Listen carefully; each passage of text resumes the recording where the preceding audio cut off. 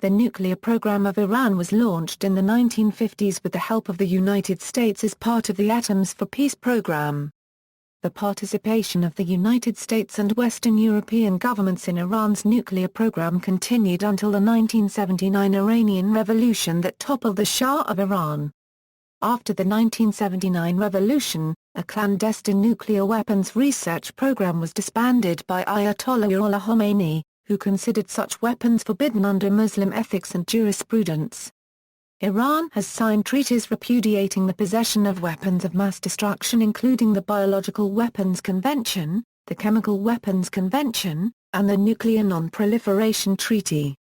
Iran's nuclear program has included several research sites, 2 uranium mines, a research reactor, and uranium processing facilities that include 3 known uranium enrichment plants. Iran's first nuclear power plant, Bushehr I reactor, was complete with major assistance of Russian government agency Rosatom and officially opened on September 12, 2011. Iran has announced that it is working on a new 360 MW nuclear power plant to be located in Dakhovin. The Russian engineering contractor Atomenergoprojekt said the Bushehr nuclear power plant would reach full capacity by the end of 2012. Iran has also indicated that it will seek more medium-sized nuclear power plants and uranium mines in the future. In a 2007 national intelligence estimate, the United States intelligence community assessed that Iran had ended all nuclear weapon design and weaponization work in 2003. In 2012, U.S. intelligence agencies reported that Iran was pursuing research that could enable it to produce nuclear weapons, but was not attempting to do so. In November 2011, the International Atomic Energy Agency Board of Governors criticized Iran after an IAEA report concluded that before 2003 Iran likely had undertaken research and experiments geared to developing a nuclear weapons capability. The IAEA report details allegations that Iran conducted studies related to nuclear weapons design, including detonator development, the multiple-point initiation of high explosives, and experiments involving nuclear payload integration into a missile delivery vehicle. A number of Western nuclear experts have stated there was very little new in the report, that it primarily concerned Iranian activities prior to 2003, and the media reports exaggerated its significance. Iran threatened to reduce its cooperation with the IAEA. Overview. In 2003, the International Atomic Energy Agency first reported that Iran had not declared sensitive enrichment and reprocessing activities. Enrichment can be used to produce uranium for reactor fuel or for weapons. Iran says its nuclear program is peaceful, and has enriched uranium to less than 5%, consistent with fuel for a civilian nuclear power plant. Iran also claims that it was forced to resort to secrecy after U.S. pressure caused several of its nuclear contracts with foreign governments to fall through. After the IAEA Board of Governors reported Iran's non-compliance with its safeguards agreement to the UN Security Council, the Council demanded that Iran suspend its nuclear enrichment activities while Iranian President Mahmoud Ahmadinejad has argued that the sanctions are illegal, imposed by arrogant powers, and that Iran has decided to pursue the monitoring of its self-described peaceful nuclear program through its appropriate legal path, the International Atomic Energy Agency. After public allegations about Iran's previously undeclared nuclear activities, the IAEA launched an investigation that concluded in November 2003 that Iran had systematically failed to meet its obligations under its NPT Safeguards Agreement to report those activities to the IAEA, although it also reported no evidence of links to a nuclear weapons program. The IAEA Board of Governors delayed a formal finding of non-compliance until September 2005, and reported that non-compliance to the UN Security Council in February 2006. After the IAEA Board of Governors reported Iran's non-compliance with its Safeguards Agreement to the United Nations Security Council, the Council demanded that Iran suspend its enrichment programs. The Council imposed sanctions after Iran refused to do so. A May 2009 U.S. congressional report suggested the United States, and later the Europeans, argued that Iran's deception meant it should forfeit its right to enrich, a position likely to be up for negotiation in talks with Iran. In exchange for suspending its enrichment program, Iran has been offered a long-term comprehensive arrangement which would allow for the development of relations and cooperation with Iran based on mutual respect and the establishment of international confidence in the exclusively peaceful nature of Iran's nuclear program. However, Iran has consistently refused to give up its enrichment program, arguing that the program is necessary for its energy security, that such long-term arrangements are inherently unreliable, and would deprive it of its inalienable right to peaceful nuclear technology. In June 2009, in the immediate wake of the disputed Iranian presidential election, Iran initially agreed to a deal to relinquish its stockpile of low-enriched uranium in return for fuel for a medical research reactor, but then backed out of the deal. Currently, 13 states possess operational enrichment or reprocessing facilities, and several others have expressed an interest in developing indigenous enrichment programs. Iran's position was endorsed by the Non-Aligned Movement, which expressed concern about the potential monopolization of nuclear fuel production.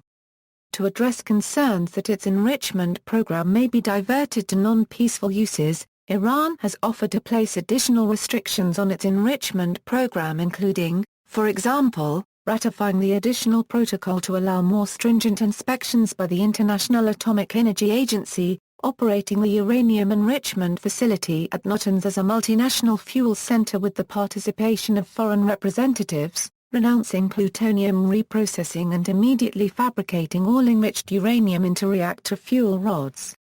Iran's offer to open its uranium enrichment program to foreign private and public participation mirrors suggestions of an IAEA expert committee which was formed to investigate the methods to reduce the risk that sensitive fuel cycle activities could contribute to national nuclear weapons capabilities.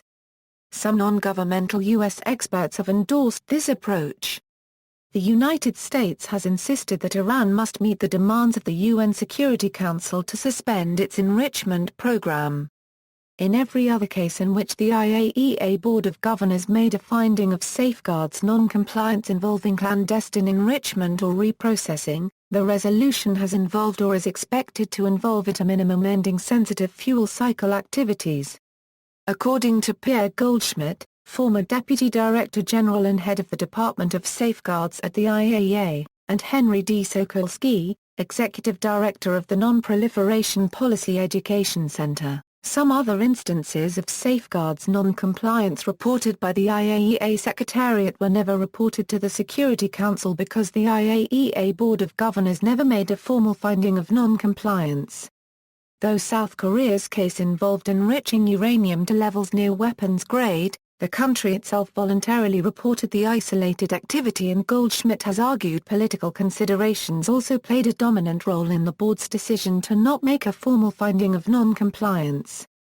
Estimating when Iran might possibly achieve nuclear breakout capability, defined as having produced a sufficient quantity of highly enriched uranium to fuel a weapon, if a working design for one existed and the political decision to assemble it was made, is uncertain.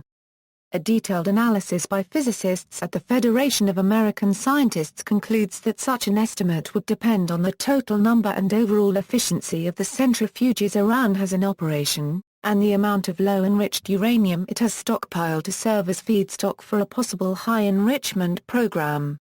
A March 23, 2012 U.S. Congressional Research Service report quotes February 24, 2012 IAEA report saying that Iran has stockpiled 240 pounds of 20% enriched uranium, an enrichment level necessary for medical applications, as an indication of their capacity to enrich to higher levels. The authoritarian political culture of Iran may pose additional challenges to a scientific program requiring cooperation among many technical specialists. Some experts argue that the intense focus on Iran's nuclear program detracts from a need for broader diplomatic engagement with the Islamic Republic. U.S. intelligence agency officials interviewed by the New York Times in March 2012 said they continued to assess that Iran had not restarted its weaponization program, which the 2007 National Intelligence Estimate said Iran had discontinued in 2003, although they have found evidence that some weaponization-related activities have continued. The Israeli Mossad reportedly shared this belief. History. 1950s and 1960s. The foundations for Iran's nuclear program were laid on March 5, 1957, when a proposed agreement for cooperation in research in the peaceful uses of atomic energy was announced under the auspices of Eisenhower's Atoms for Peace program. In 1967, the Tehran Nuclear Research Center was established, run by the Atomic Energy Organization of Iran. The TNRC was equipped with a U.S.-supplied, 5-megawatt nuclear research reactor, which was fueled by highly enriched uranium. Iran signed the Nuclear Non-Proliferation Treaty in 1968 and ratified it in 1970, making Iran's nuclear program subject to IAEA verification. 1970s, the Shah approved plans to construct, with U.S. help, up to 23 nuclear power stations by 2000. In March 1974, the Shah envisioned a time when the world's oil supply would run out, and declared, "Petroleum is a noble material, much too valuable to burn. We envision producing, as soon as possible, 23,000 megawatts of electricity using nuclear plants." U.S. and European companies scrambled to do business in Iran. Bushehr, the first plant, would supply energy to the city of Shiraz. In 1975, the Erlangen-Frankfurt Fernkraftwerk Union AG, a joint venture of Siemens AG and AG, signed a contract worth $4 to $6 billion to build the pressurized water reactor nuclear power plant. Construction of the 1,196 MWE, and was to have been completed in 1981. In 1975, Sweden's 10% share in Eurodif went to Iran. The French government subsidiary company Koga Copyright Ma and the Iranian government established the Safidif enterprise with 60% and 40% shares, respectively. In turn, Safidif acquired a 25% share in Eurodif, which gave Iran its 10% share of Eurodif. Mohammad Reza Shah Pahlavi lent $1 billion for the construction of the Eurodif factory, to have the right of buying 10% of the production of the site. President Gerald Ford signed a directive in 1976 offering Tehran the chance to buy and operate a U.S.-built reprocessing facility for extracting plutonium from nuclear reactor fuel. The deal was for a complete nuclear fuel cycle. The Ford strategy paper said the introduction of nuclear power will both provide for the growing needs of Iran's economy and free remaining oil reserves for export or conversion to petrochemicals. A 1974 CIA proliferation assessment stated if the Shah is alive in the mid-1980s and if other countries, particularly India, have proceeded with weapons development, we have no doubt Iran will follow suit. Post-revolution, 1979–1989, following the 1979 revolution, most of the international nuclear cooperation with Iran was cut off. Iran has later argued that these experiences indicate foreign facilities and foreign fuel supplies are an unreliable source of nuclear fuel supply. At the time of the revolution, Iran was a joint owner in the French Eurodif International Enrichment Facility, but the facility stopped supplying enriched uranium to Iran shortly afterwards. Kraftwerk Union stopped working at the Bushehr nuclear project in January 1979, with one reactor 50% complete, and the other reactor 85% complete, and they fully withdrew from the project in July 1979. The company said they based their action on Iran's non-payment of $450 million in overdue payments, while other sources claim the construction was halted under pressure from the United States. The United States cut off the supply of highly enriched uranium fuel for the Tehran Nuclear Research Center, which forced the reactor to shut down for a number of years, until Argentina's National Atomic Energy Commission in 1987 88 signed an agreement with Iran to help in converting the reactor from highly enriched uranium fuel to 19.75% low-enriched uranium, and to supply the low-enriched uranium to Iran. The uranium was delivered in 1993. In 1981, Iranian governmental officials concluded that the country's nuclear development should continue. Reports to the IAEA included that a site at Esfahan Nuclear Technology Center would act as the center for the transfer and development of nuclear technology, as well as contribute to the formation of local expertise and manpower needed to sustain a very ambitious program in the field of nuclear power reactor technology and fuel cycle technology.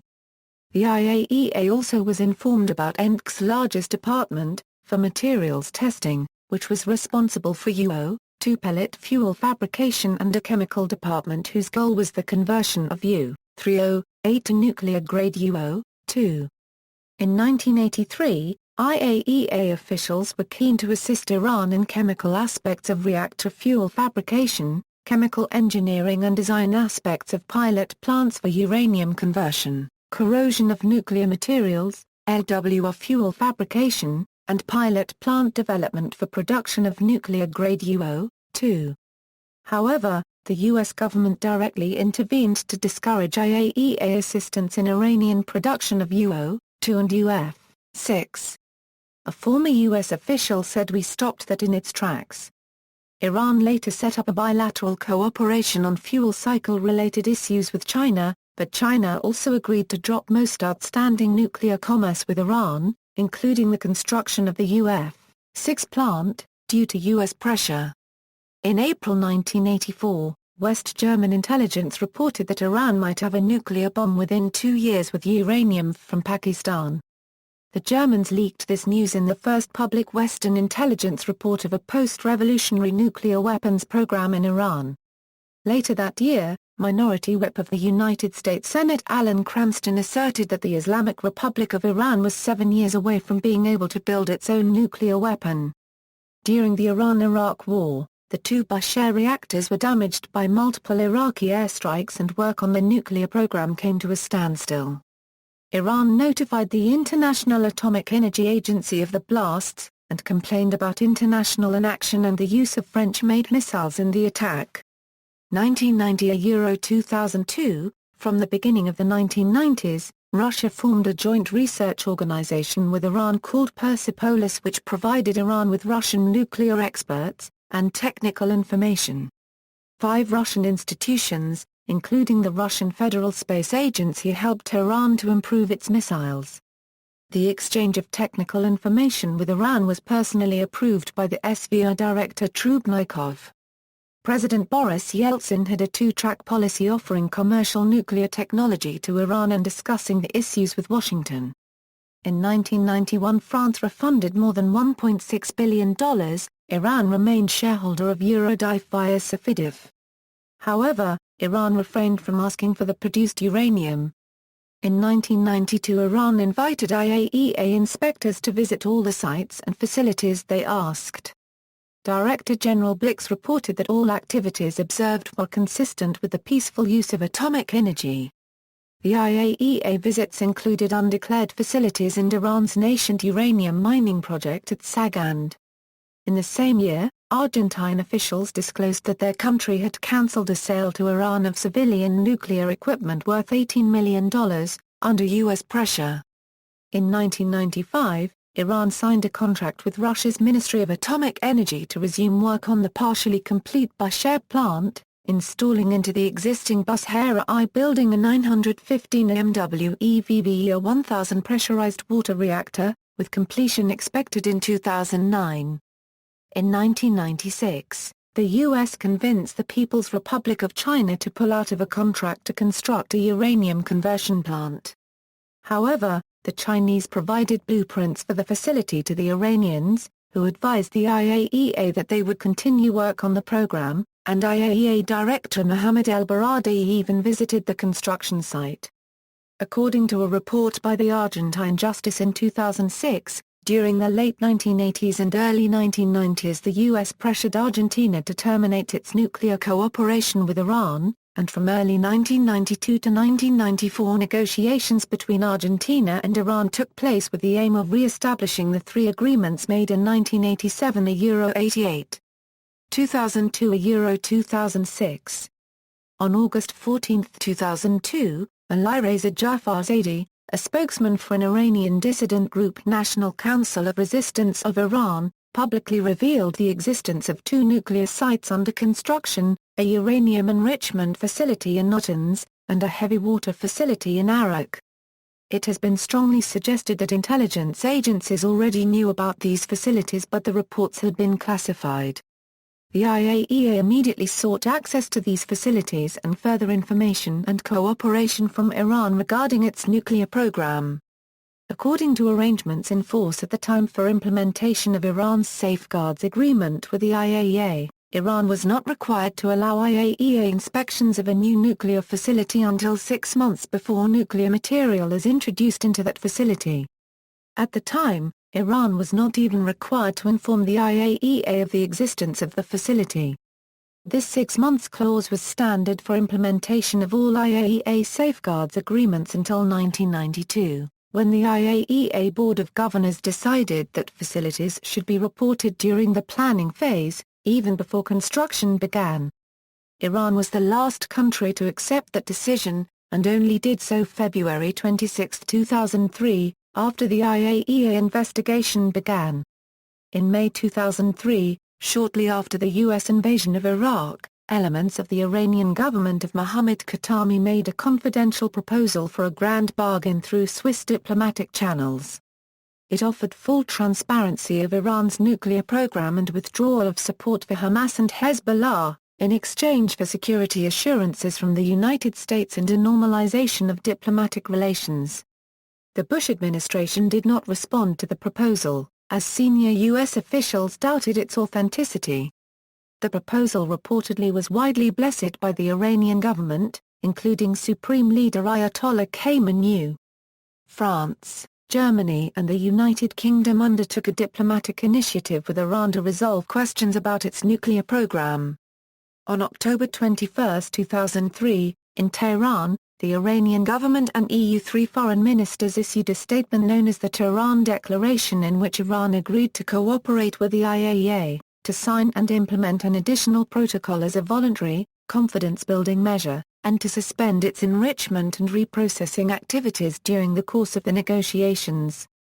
The EU3 in return explicitly agreed to recognize Iran's nuclear rights and to discuss ways Iran could provide satisfactory assurances regarding its nuclear power program, after which Iran would gain easier access to modern technology.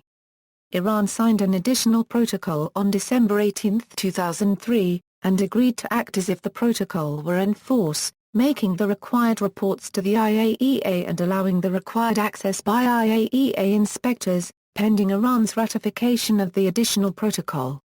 The IAEA reported November 10, 2003, that it is clear that Iran has failed in a number of instances over an extended period of time to meet its obligations under its Safeguards Agreement with respect to the reporting of nuclear material and its processing and use, as well as the declaration of facilities where such material has been processed and stored. Iran was obligated to inform the IAEA of its importation of uranium from China and subsequent use of that material in uranium conversion and enrichment activities.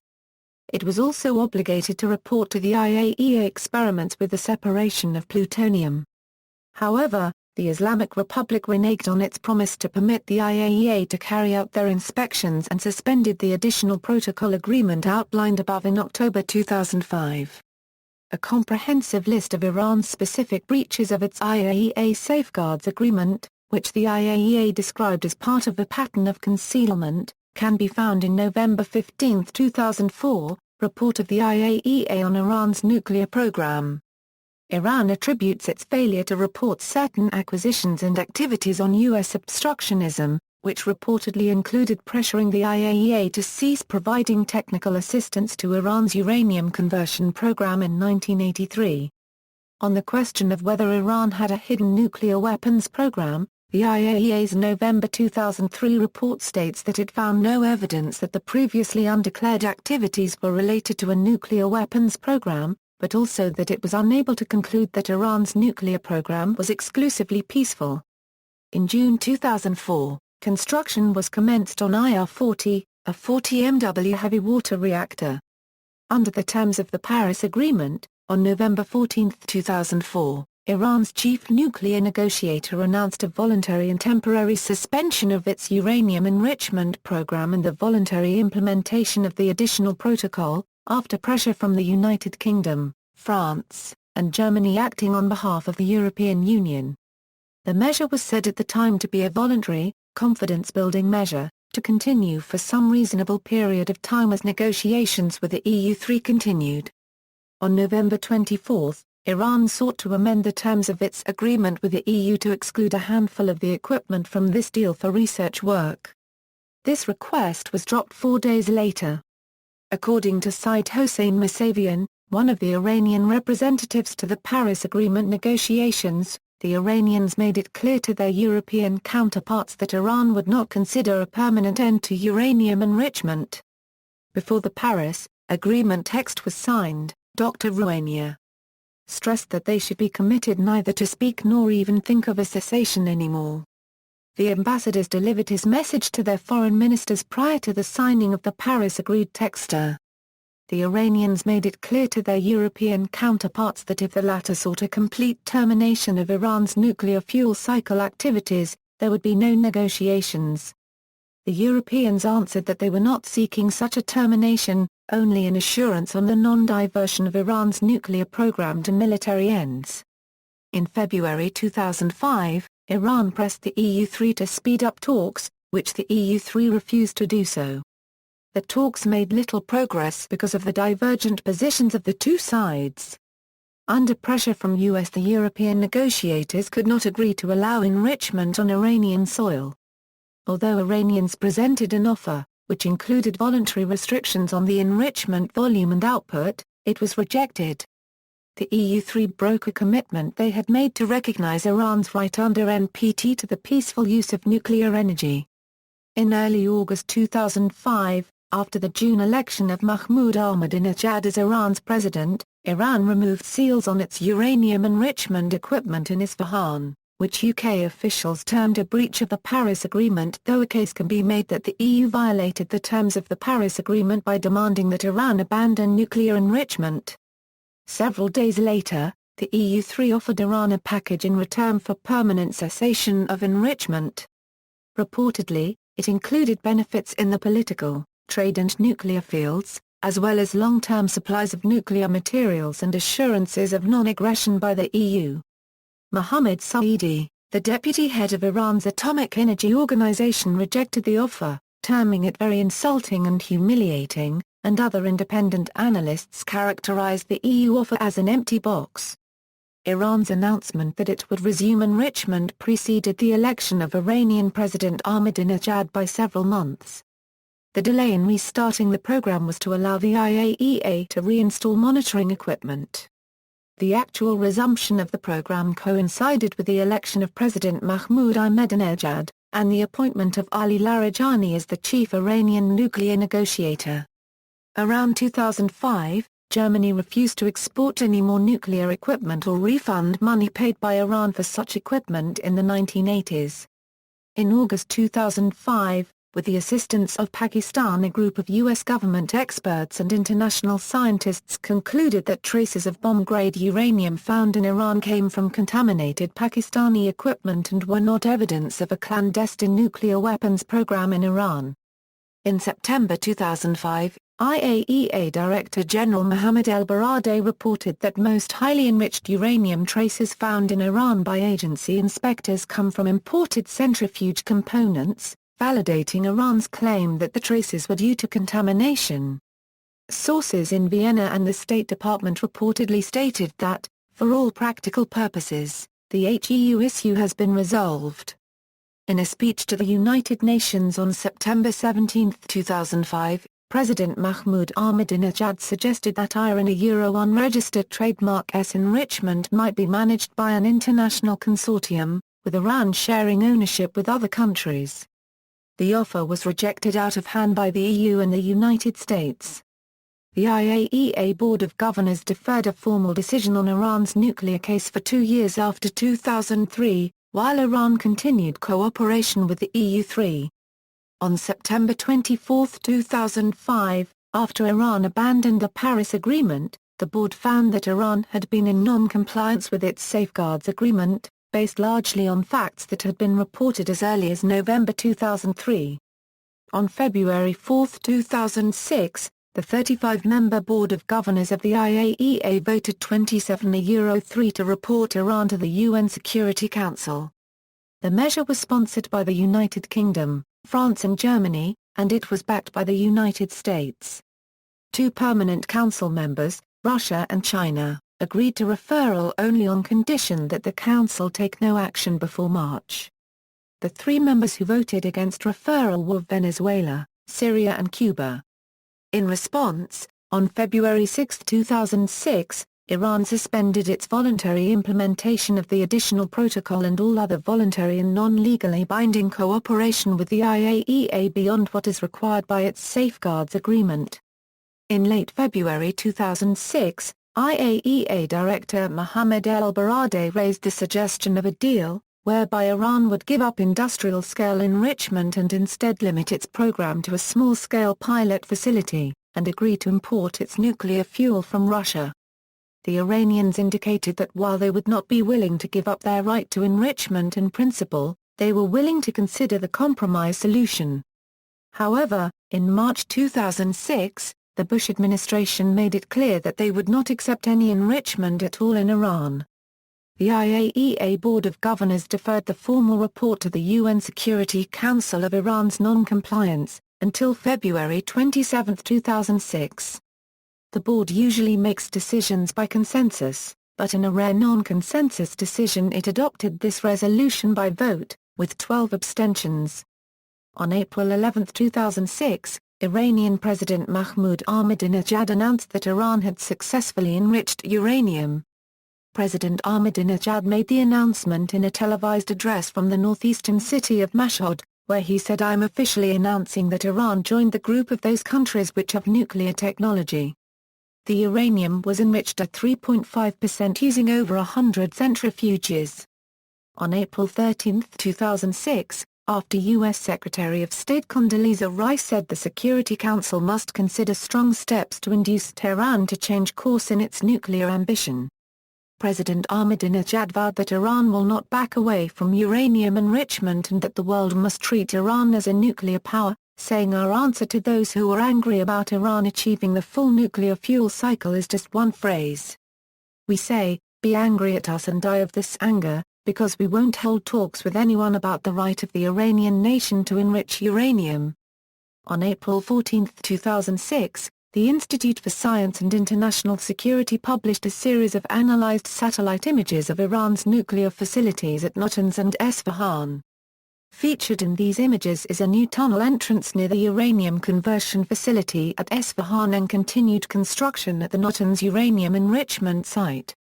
In addition, a series of images dating back to 2002 showed the underground enrichment buildings and its subsequent covering by soil, concrete, and other materials. Both facilities were already subject to IAEA inspections and safeguards. Iran responded to the demand to stop enrichment of uranium August 24, 2006, offering to return to the negotiation table but refusing to end enrichment.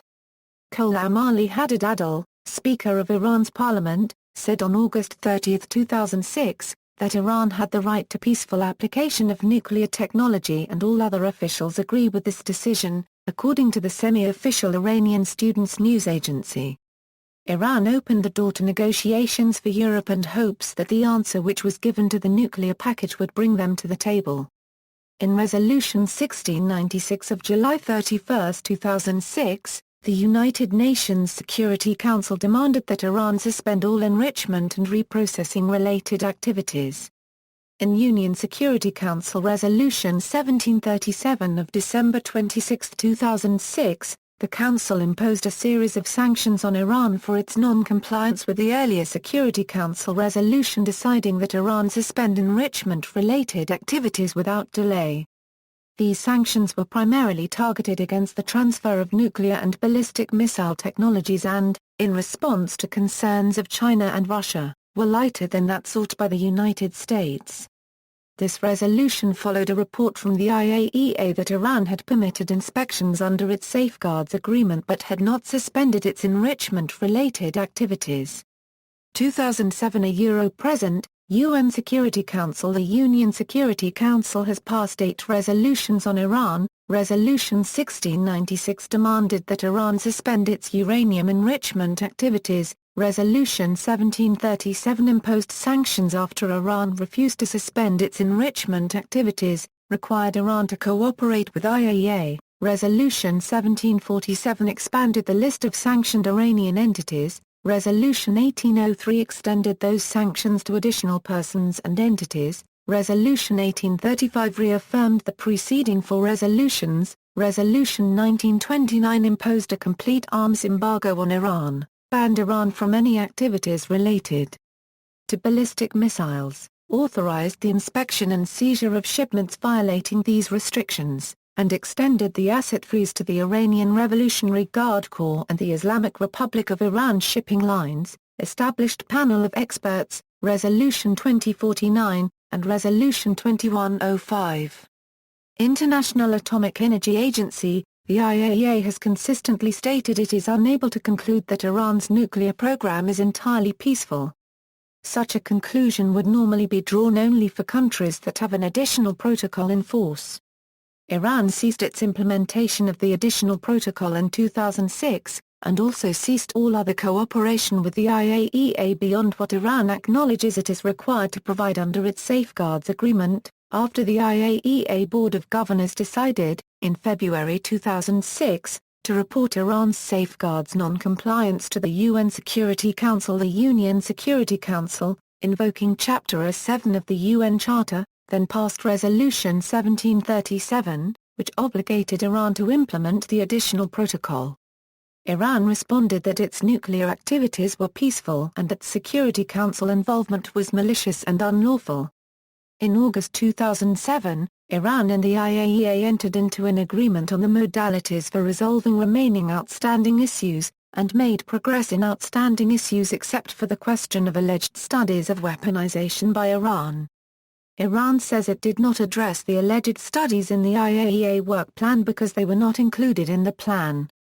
The IAEA has not detected the actual use of nuclear material in connection with the alleged studies and says it regrets it is unable to provide Iran with copies of the documentation concerning the alleged studies, but says the documentation is comprehensive and detailed so that it needs to be taken seriously. Iran says the allegations are based on forged documents and fabricated data, and that it has not received copies of the documentation to enable it to prove that they were forged and fabricated. Since 2011, the IAEA has voiced growing concern over possible military dimensions to Iran's nuclear program, and has released a number of reports chastising Iran's nuclear program to that effect.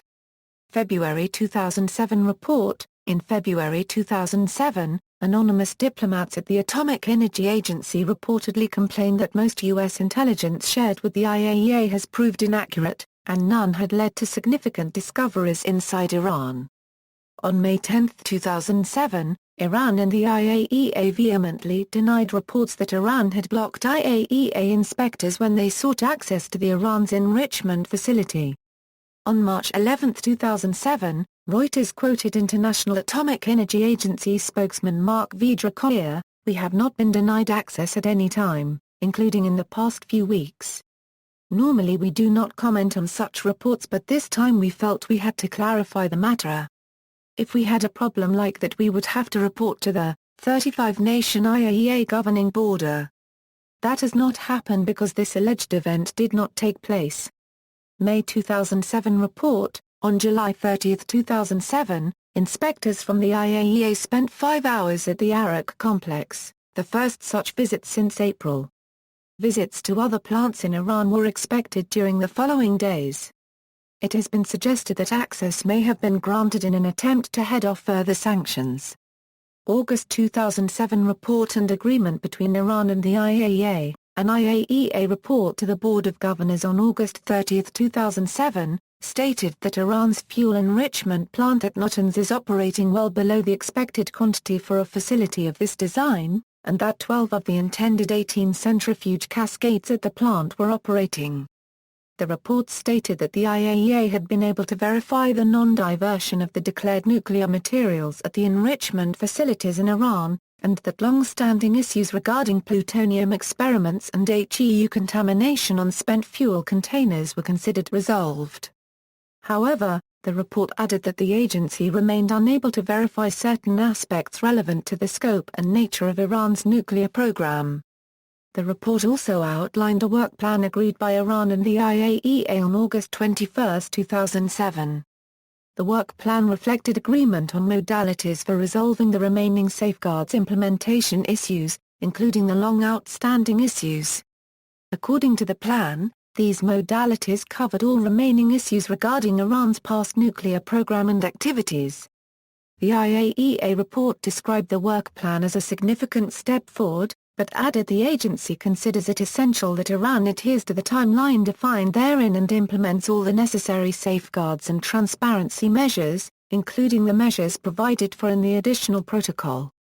Although the work plan did not include a commitment by Iran to implement the additional protocol, IAEA Safeguards head Olli Heinonen observed that measures in the work plan for resolving our outstanding issues go beyond the requirements of the additional protocol. According to Reuters, the report was likely to blunt Washington's push for more severe sanctions against Iran. One senior UN official familiar said U.S. efforts to escalate sanctions against Iran would provoke a nationalistic backlash by Iran that would set back the IAEA investigation in Iran. In late October 2007, Chief IAEA Inspector Olli Heinonen described Iranian cooperation with the IAEA as good, although much remained to be done. In late October 2007, according to the International Herald Tribune, the head of the IAEA, Mohammad El-Baradei, stated that he had seen no evidence of Iran developing nuclear weapons. The IHT quoted El-Baradei as saying, "We have information that there has been maybe some studies about possible weaponization. That's why we have said that we cannot give Iran a pass right now, because there is still a lot of question marks here.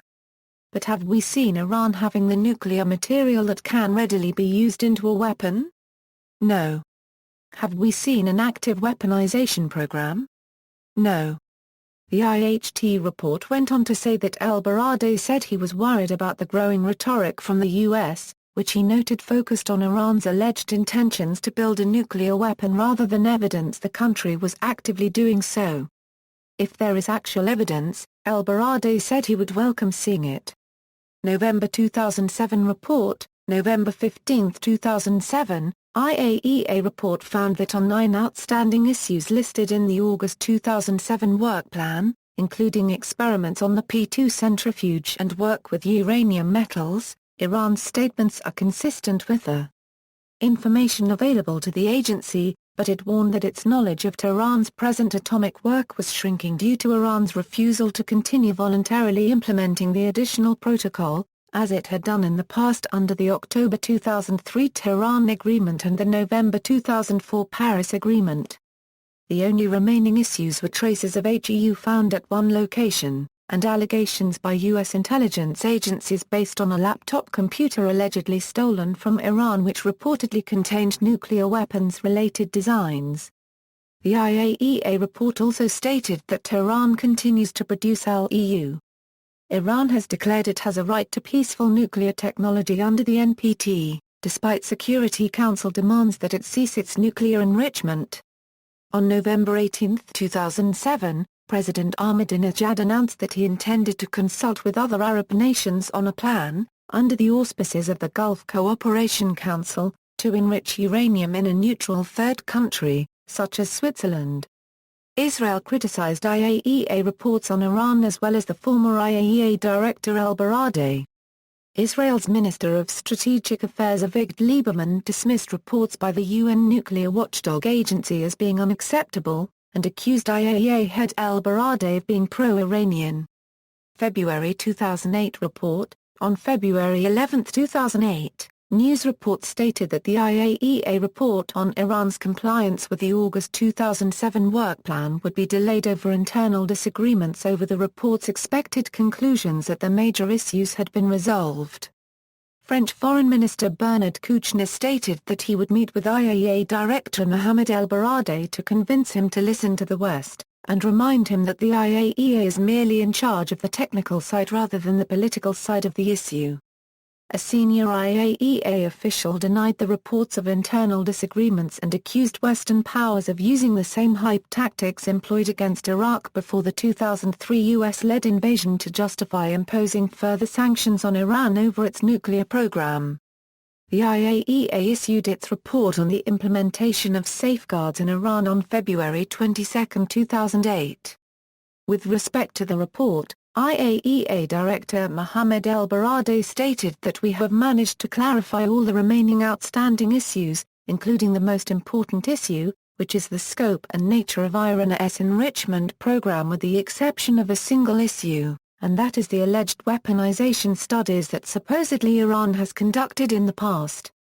According to the report, the IAEA shared intelligence with Iran recently provided by the U.S. regarding alleged studies on a nuclear weaponization program. The information was allegedly obtained from a laptop computer smuggled out of Iran and provided to the U.S. in mid-2004. The laptop was reportedly received from a longtime contact in Iran who obtained it from someone else now believed to be dead. A senior European diplomat warned I can fabricate that data, and argued that the documents look beautiful, but is open to doubt. The United States has relied on the laptop to prove that Iran intends to develop nuclear weapons. In November 2007, the United States National Intelligence Estimate believed that Iran halted an alleged active nuclear weapons program in fall 2003. Iran has dismissed the laptop information as a fabrication, and other diplomats have dismissed the information as relatively insignificant and coming too late. The February 2008 IAEA report states that the agency has not detected the use of nuclear material in connection with the alleged studies, nor does it have credible information in this regard. May 2008 report: on May 26, 2008, the IAEA issued another regular report on the implementation of safeguards in Iran. According to the report, the IAEA has been able to continue to verify the non-diversion of declared nuclear material in Iran, and Iran has provided the agency with access to declared nuclear material and accountancy reports, as required by its safeguards agreement. Iran had installed several new centrifuges, including more advanced models, and environmental samples showed the centrifuges continued to operate as declared, making low-enriched uranium. The report also noted that other elements of Iran's nuclear program continued to be subject to IAEA monitoring and safeguards as well, including the construction of the heavy water facility in Arak, the construction and use of hot cells associated with the Tehran research reactor, the uranium conversion efforts, and the Russian nuclear fuel delivered for the Bushehr reactor. The report stated that the IAEA had requested, as a voluntary transparency measure, to be allowed access to centrifuge manufacturing sites, but that Iran had refused the request. The IAEA report stated that Iran had also submitted replies to questions regarding possible military dimensions to its nuclear program, which include alleged studies on a so-called Green Salt project, high-explosive testing and missile re-entry vehicles.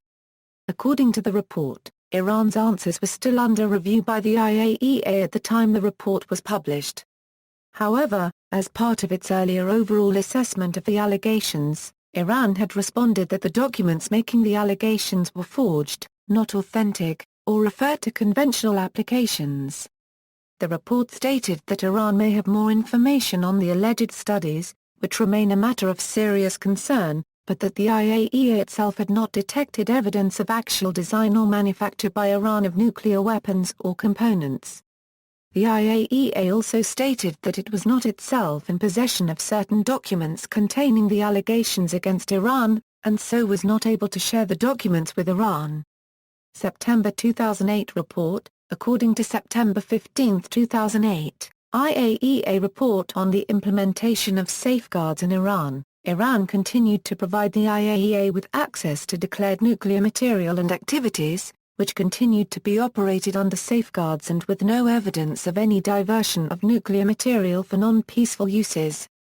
Nevertheless, the report reiterated that the IAEA would not be able to verify the exclusively peaceful nature of Iran's nuclear program unless Iran adopted transparency measures, which exceeded its safeguards agreement with the IAEA, since the IAEA does not verify the absence of undeclared nuclear activities in any country unless the additional protocol is in force. With respect to the report, IAEA Director Mohammed El-Baradei stated that we have managed to clarify all the remaining outstanding issues, including the most important issue, which is the scope and nature of Iran's enrichment program with the exception of a single issue, and that is the alleged weaponization studies that supposedly Iran has conducted in the past. According to the report, Iran had increased the number of operating centrifuges at its fuel enrichment plant in Isfahan, and continued to enrich uranium. Contrary to some media reports which claim that Iran had diverted uranium hexafluoride for a renewed nuclear weapons program, the IAEA emphasized that all of the uranium hexafluoride was under IAEA safeguards. This was reiterated by IAEA spokesman Melissa Fleming, who characterized the report of missing nuclear material in Iran as being fictitious. Iran was also asked to clarify information about foreign assistance it may have received in connection with a high explosive charge suitable for an implosion-type nuclear device. Iran stated that there had been no such activities in Iran. The IAEA also reported that it had held a series of meetings with Iranian officials to resolve the outstanding issues including the alleged studies into nuclear weaponization which were listed in the May 2008 IAEA report.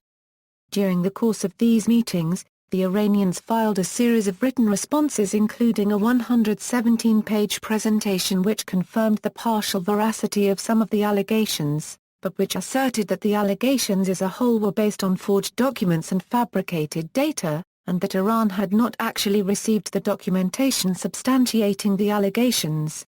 According to the August 2007 modalities agreement between Iran and the IAEA, Iran had agreed to review and assess the alleged studies claims, as good faith gesture, upon receiving all related documents. Iran's ambassador to the IAEA, Ali Asghar Soltanieh, accused the United States of preventing the IAEA from delivering the documents about the alleged studies to Iran as required by the modalities agreement, and stated that Iran had done its best to respond to the allegations but would not accept any request beyond our legal obligation and particularly beyond the work plan, which we have already implemented. While once again expressing regret that the IAEA was not able to provide Iran with copies of the documentation concerning the alleged studies, the report also urged Iran to provide the IAEA with substantive information to support its statements and provide access to relevant documentation and individuals regarding the alleged studies, as a matter of transparency. The IAEA submitted a number of proposals to Iran to help resolve the allegations and expressed a willingness to discuss modalities that could enable Iran to demonstrate credibly that the activities referred to in the documentation were not nuclear-related, as Iran asserted, while protecting sensitive information related to its conventional military activities. The report does not indicate whether Iran accepted or rejected these proposals. The report also reiterated that IAEA inspectors had found no evidence on the actual design or manufacture by Iran of nuclear material components of a nuclear weapon or of certain other key components, such as initiators, or on related nuclear physics duties. Nor has the agency detected the actual use of nuclear material in connection with the alleged studies, but insisted that the IAEA would not be able to formally verify the peaceful nature of Iran's nuclear program unless Iran had agreed to adopt the requested transparency measures. February 2009 report. In a February 19, 2009, report to the Board of Governors, IAEA Director General El-Baradei reported that Iran continued to enrich uranium contrary to the decisions of the Security Council and had produced over a ton of low-enriched uranium. Results of environmental samples taken by the agency at the FEP and PFEP-5 indicated that the plants have been operating at levels declared by Tehran, within the measurement uncertainties normally associated with enrichment plants of a similar throughput. The agency was also able to confirm there was no ongoing reprocessing-related activities at Iran's Tehran Research Reactor and xenon radioisotope production facility. According to the report, Iran also continued to refuse to provide design information or access to verify design information for its IR-40 heavy water research reactor. Iran and the IAEA in February 2003 agreed to modify a provision in the subsidiary arrangement to its safeguards agreement to require such access. Iran told the agency in March 2007 that it suspended the implementation of the modified Code 3.1, which had been accepted in 2003, but not yet ratified by the Parliament, and that it would revert to the implementation of the 1976 version of Code 3.1. The subsidiary arrangement may only be modified by mutual agreement.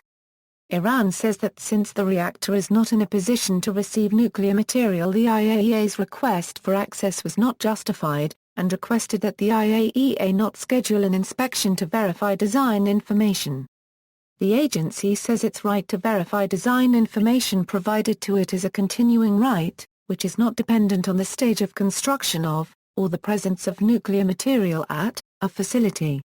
Regarding the alleged studies into nuclear weaponization, the agency said that as a result of the continued lack of cooperation by Iran in connection with the remaining issues which give rise to concerns about possible military dimensions of Iran's nuclear program, the agency has not made any substantive progress on these issues. The agency called on member states which had provided information about the alleged programs to allow the information to be shared with Iran. The agency said Iran's continued refusal to implement the additional protocol was contrary to the request of the Board of Governors and the Security Council. The agency was able to continue to verify the non-diversion of declared nuclear material in Iran. Iran says that for the 6 years the agency has been considering its case, the IAEA has not found any evidence to prove that Tehran is seeking a nuclear weapon. Regarding the IAEA report, several news reports suggested that Iran had failed to properly report the amount of low-enriched uranium it possessed because Iranian estimates did not match the IAEA inspectors' findings, and that Iran now had enough uranium to make a nuclear bomb. The reporting was widely criticized as unjustifiably provocative and hyped. In response to the controversy, IAEA spokesman Melissa Fleming asserted that the IAEA had no reason at all to believe that the estimates of low-enriched uranium produced by Iran were an intentional error, and that no nuclear material could be removed from the facility for further enrichment to make nuclear weapons without the agency's knowledge, since the facility is subject to video surveillance and the nuclear material is kept under seal. Ali Asghar Soltanieh, Iran's ambassador to the International Atomic Energy Agency, said the February report failed to provide any new insight into Iran's nuclear program. He asserted the report was written in a way which clearly causes misunderstanding in public opinion. He suggested the reports should be written to have a section about whether Iran has fulfilled its NPT obligations and a separate section for whether fulfillment of additional protocol or sub-arrangements 1 and 3 are beyond the commitment or not. In a February 2009 press interview, IAEA Director Mohammad El-Baradei said Iran has low-enriched uranium, but that doesn't mean that they are going tomorrow to have nuclear weapons, because as long as they are under IAEA verification, as long as they are not weaponizing, you know. El-Baradei continued that there is a confidence deficit with Iran, but that the concern should not be hyped and that many other countries are enriching uranium without the world making any fuss about it. In February 2009, IAEA Director General reportedly said that he believed the possibility of a military attack on Iran's nuclear installations had been ruled out. Force can only be used as a last option, when all other political possibilities have been exhausted, he told Radio France International. Former Director General Hans Blix criticized Western governments for the years lost by their ineffective approaches to Iran's nuclear program. Blix suggested the West offer guarantees against attacks from the outside and subversive activities inside, and also suggested U.S. involvement in regional diplomacy would offer Iran a greater incentive to reach a nuclear agreement than the Bush team's statements that Iran must behave itself. August 2009 report. In July 2009, Yukiya Amano, the incoming head of the IAEA, said, "I don't see any evidence in IAEA official documents that Iran is trying to gain the ability to develop nuclear arms." In September 2009, IAEA Director General Mohammad El-Baradei that Iran had broken the law by not disclosing its second uranium enrichment site at Qom sooner. Nevertheless, he said, the United Nations did not have credible evidence that Iran had an operational nuclear program. November 2009 report. In November 2009, the IAEA's 35-nation Board of Governors overwhelmingly backed a demand of the US, Russia, China, and 3 other powers that Iran immediately stop building its newly revealed nuclear facility and freeze uranium enrichment. Iranian officials shrugged off approval of the resolution by 25 members of the board, but the US and its allies hinted at new UN sanctions if Iran remained defiant. February 2010 report. In February 2010, the IAEA issued a report scolding Iran for failing to explain purchases of sensitive technology as well as secret tests of high-precision detonators and modified designs of missile cones to accommodate larger payloads. Such experiments are closely associated with atomic warheads.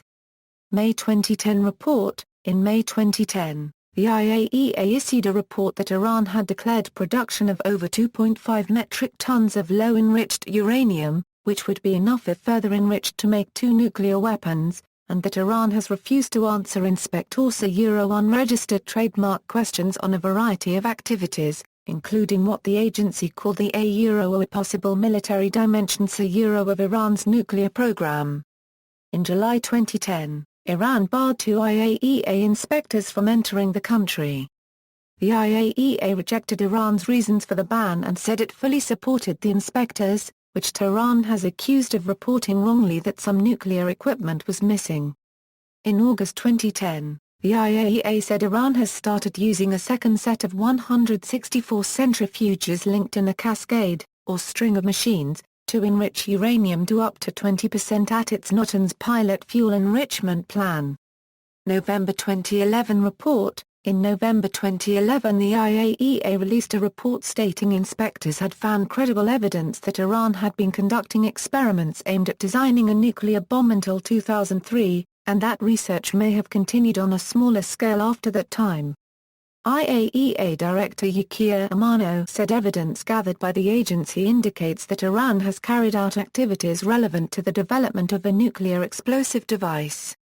A number of Western nuclear experts stated there was very little new in the report, and the media reports had exaggerated its significance. Iran charged that the report was unprofessional and unbalanced, and had been prepared with undue political influence primarily by the United States. In November 2011, IAEA officials identified a large explosive containment vessel inside Parkin. The IAEA later assessed that Iran has been conducting experiments to develop nuclear weapons capability. The IAEA Board of Governors passed a resolution by a vote of 32-2 that expressed deep and increasing concern over the possible military dimensions to Iran's nuclear program and calling it essential that Iran provide additional information and access to the IAEA. The United States welcomed the resolution and said it would step up sanctions to press Iran to change course.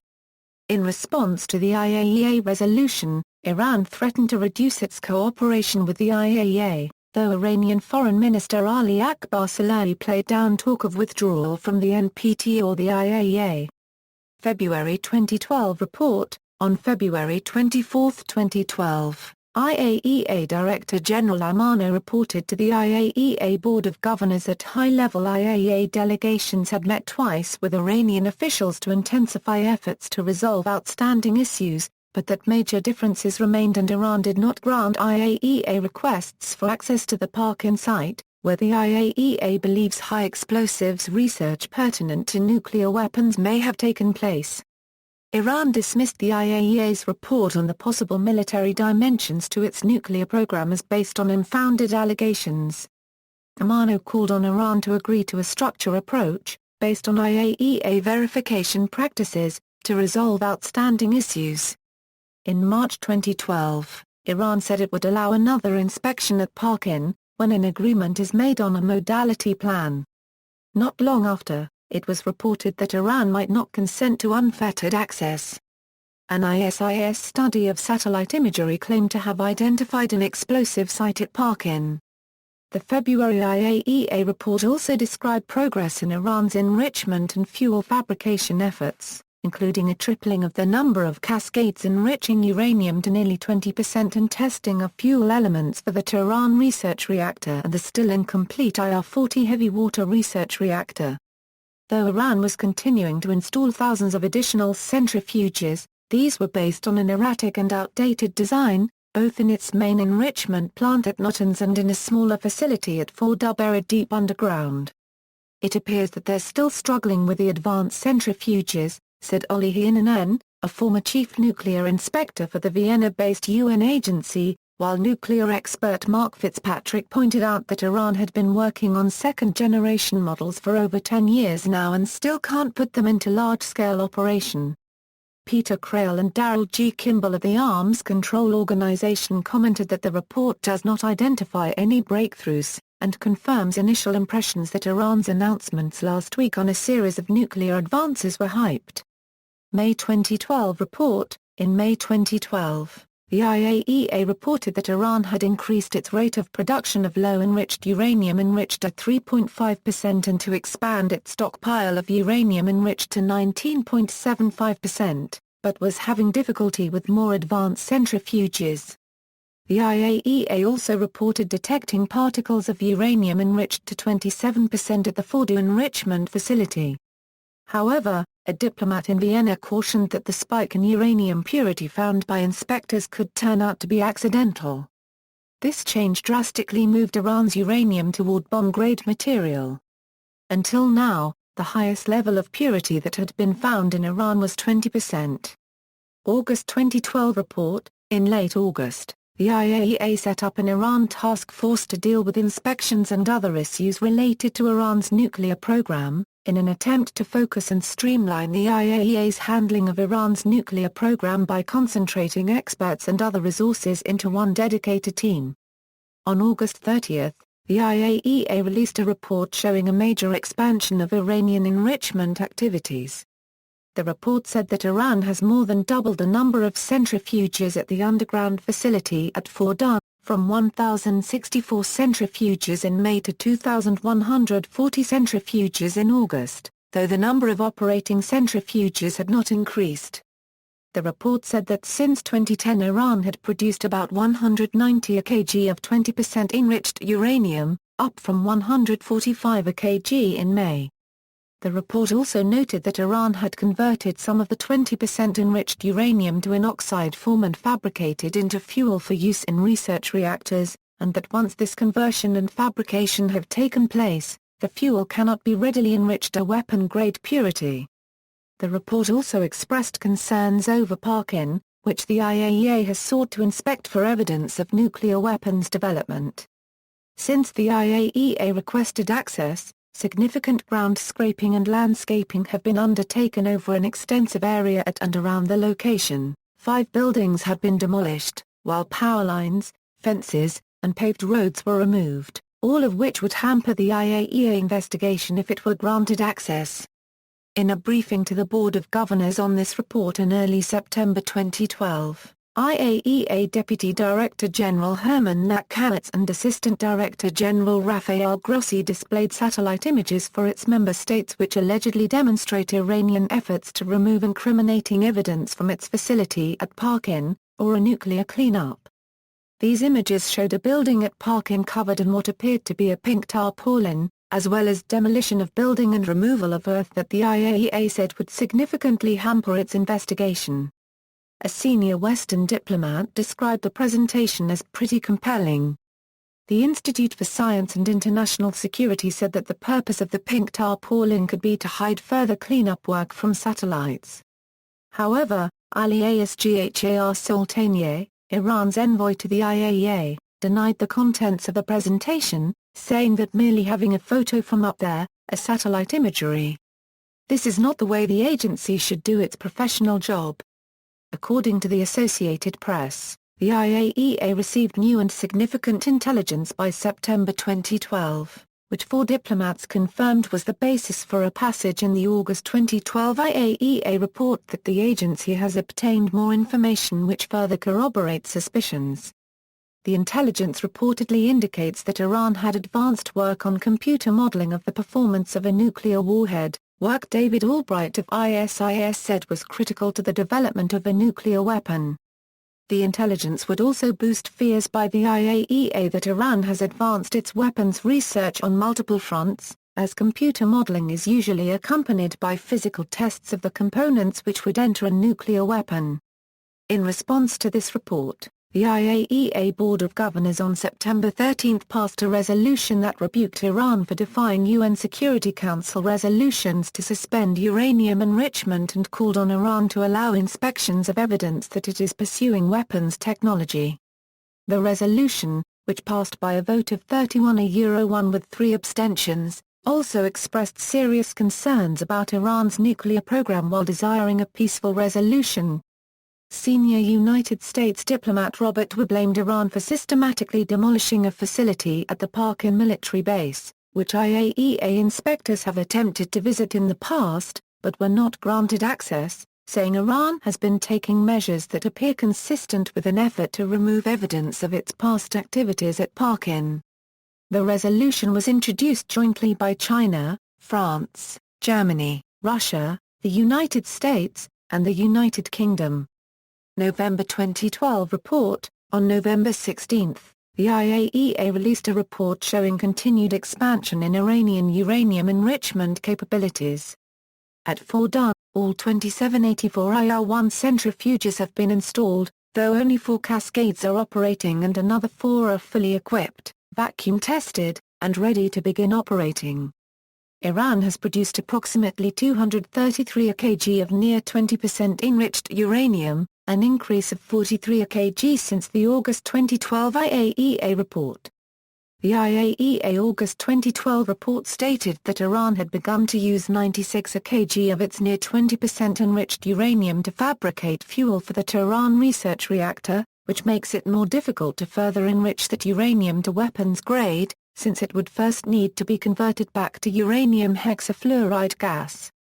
Though more of this uranium has been fabricated into fuel, no additional uranium has been sent to the fuel plate fabrication plant at Isfahan.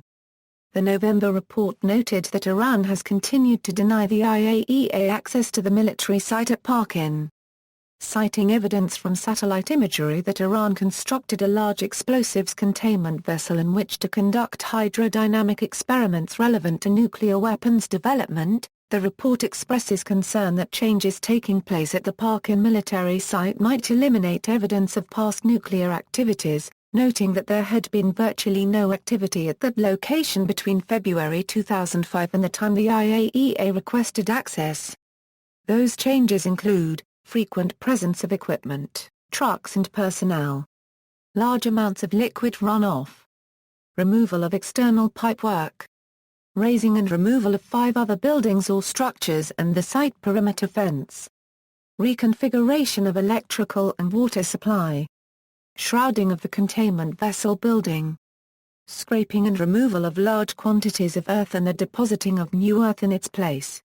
Iran said that the IR-40 heavy water moderated research reactor at Arak was expected to begin to operate in the first quarter of 2014. During on-site inspections of the IR-40 design, IAEA inspectors observed that the installation of cooling and moderator circuit piping was continuing. February 2013 report. On February 21, the IAEA released a report showing continued expansion in Iranian uranium enrichment capabilities. As of February 19, 12,699 IR-1 centrifuges have been installed at Natanz. This includes the installation of 2,255 centrifuges since the previous IAEA report in November. Fordow, the nuclear facility near Qom, contains 16 cascades, equally divided between Unit 1 and Unit 2, with a total of 2,710 centrifuges. Iran is continuing to operate the 4 cascades of 174 IR-1 centrifuges each in 2 tandem sets to produce 19.75% LEU and a total of 696 enriching centrifuges, the same number of centrifuges enriching as was reported in November 2012. Iran has produced approximately 280 kg of near 20% enriched uranium, an increase of 47 kg since the November 2012 IAEA report, and the total 3.5% LEU production stands at 8,271 kg. The IAEA February 2013 report stated that Iran has resumed reconverting near 20% enriched uranium into oxide form to fabricate fuel for the Tehran research reactor, which makes it more difficult to further enrich that uranium to weapons grade, since it would first need to be converted back to uranium hexafluoride gas. The February report noted that Iran has continued to deny the IAEA access to the military site at Parkin, citing evidence from satellite imagery that Iran constructed a large explosives containment vessel in which to conduct hydrodynamic experiments. Such installation could be an indicator of nuclear weapons development. The report expresses concern that changes taking place at the Parkin military site might eliminate evidence of past nuclear activities, noting that there had been virtually no activity at that location between February 2005 and the time the IAEA requested access. Those changes include reinstatement of some of the chamber building unregistered trademark S features, for example wall panels and exhaust piping. Alterations to the roofs of the chamber building and the other large building. Dismantlement and reconstruction of the annex to the other large building. Construction of one small building at the same place where a building of similar size had previously been demolished. Spreading, leveling and compacting of another layer of material over a large area. Installation of a fence that divides the location into two areas. Most of these activities have also been documented by ISIS in satellite imagery reports, dated November 29, 2012. 12 December 2012 and 25 January 2013. Iran said that the IR-40 heavy water moderated research reactor at Arak was expected to begin to operate in the first quarter of 2014. During on-site inspections of the IR-40 design, IAEA inspectors observed that the previously reported installation of cooling and moderator circuit piping was almost complete. The IAEA reports that Iran will use the TRR to test fuel for the IR-40 reactor, a reactor that the UN Security Council has demanded that Iran stop building because it could be used to produce plutonium for nuclear weapons. The IAEA report states that on November 26, 2012, the agency verified a prototype IR-40 natural uranium fuel assembly before its transfer to TRR for irradiation testing since its last visit on August 17, 2011. The agency has not been provided with further access to the plant, so is relying on satellite imagery to monitor the status of the plant. Iran, interviews and surveys show that the majority of Iranians in all groups favor their country's nuclear program. Polls in 2008 showed that the vast majority of Iranians want their country to develop nuclear energy, and 90% of Iranians believe it is important for Iran to have a full fuel cycle nuclear program. Though Iranians are not Arab, Arab publics in 6 countries also believe that Iran has the right to its nuclear program and should not be pressured to stop that program. A poll in September 2010 by the International Peace Institute found that 71% of Iranians favored the development of nuclear weapons, a drastic hike over the previous polls by the same agency. However, in July 2012, a poll on an Iranian state-run media outlet found that 2/3 Iranians support suspending uranium enrichment in return for a gradual easing of sanctions. Mujahid Anfar, an Iranian-born commentator with the Middle East Economic and Political Analysis Company, stated that while Iranians may want nuclear energy, they don't want it at the price the government is willing to pay. In explaining why it had left its enrichment program undeclared to the IAEA, Iran said that for the past 24 years it has been subject to the most severe series of sanctions and export restrictions on material and technology for peaceful nuclear technology, so that some elements of its program had to be done discreetly. Iran said the U.S. intention is nothing but to make this deprivation of Iran's inalienable right to enrichment technology final and eternal, and that the United States is completely silent on Israel's nuclear enrichment and weapons program. Iran began its nuclear research as early as 1975, when France cooperated with Iran to set up the Esfahan Nuclear Technology Center to provide training for personnel to develop certain nuclear fuel cycle capabilities. Iran did not hide other elements of its nuclear program. For example, its efforts at mining and converting uranium were announced on national radio, and Iran also says that in consultation with the agency and member states throughout the 1990s it underlined its plans to acquire, for exclusively peaceful purposes, fuel enrichment technology. Iran's contracts with other nations to obtain nuclear reactors were also known to the IAEA, but support for the contracts was withdrawn after a U.S. Special National Intelligence estimate declared that while Iran's much-publicized nuclear power intentions are entirely in the planning stage, the ambitions of the Shah could lead Iran to pursue nuclear weapons, especially in the shadow of India's successful nuclear test in May 1974. In 2003, the IAEA reported that Iran had failed to meet its obligations to report some of its enrichment activities, which Iran says began in 1985, to the IAEA as required by its Safeguards Agreement.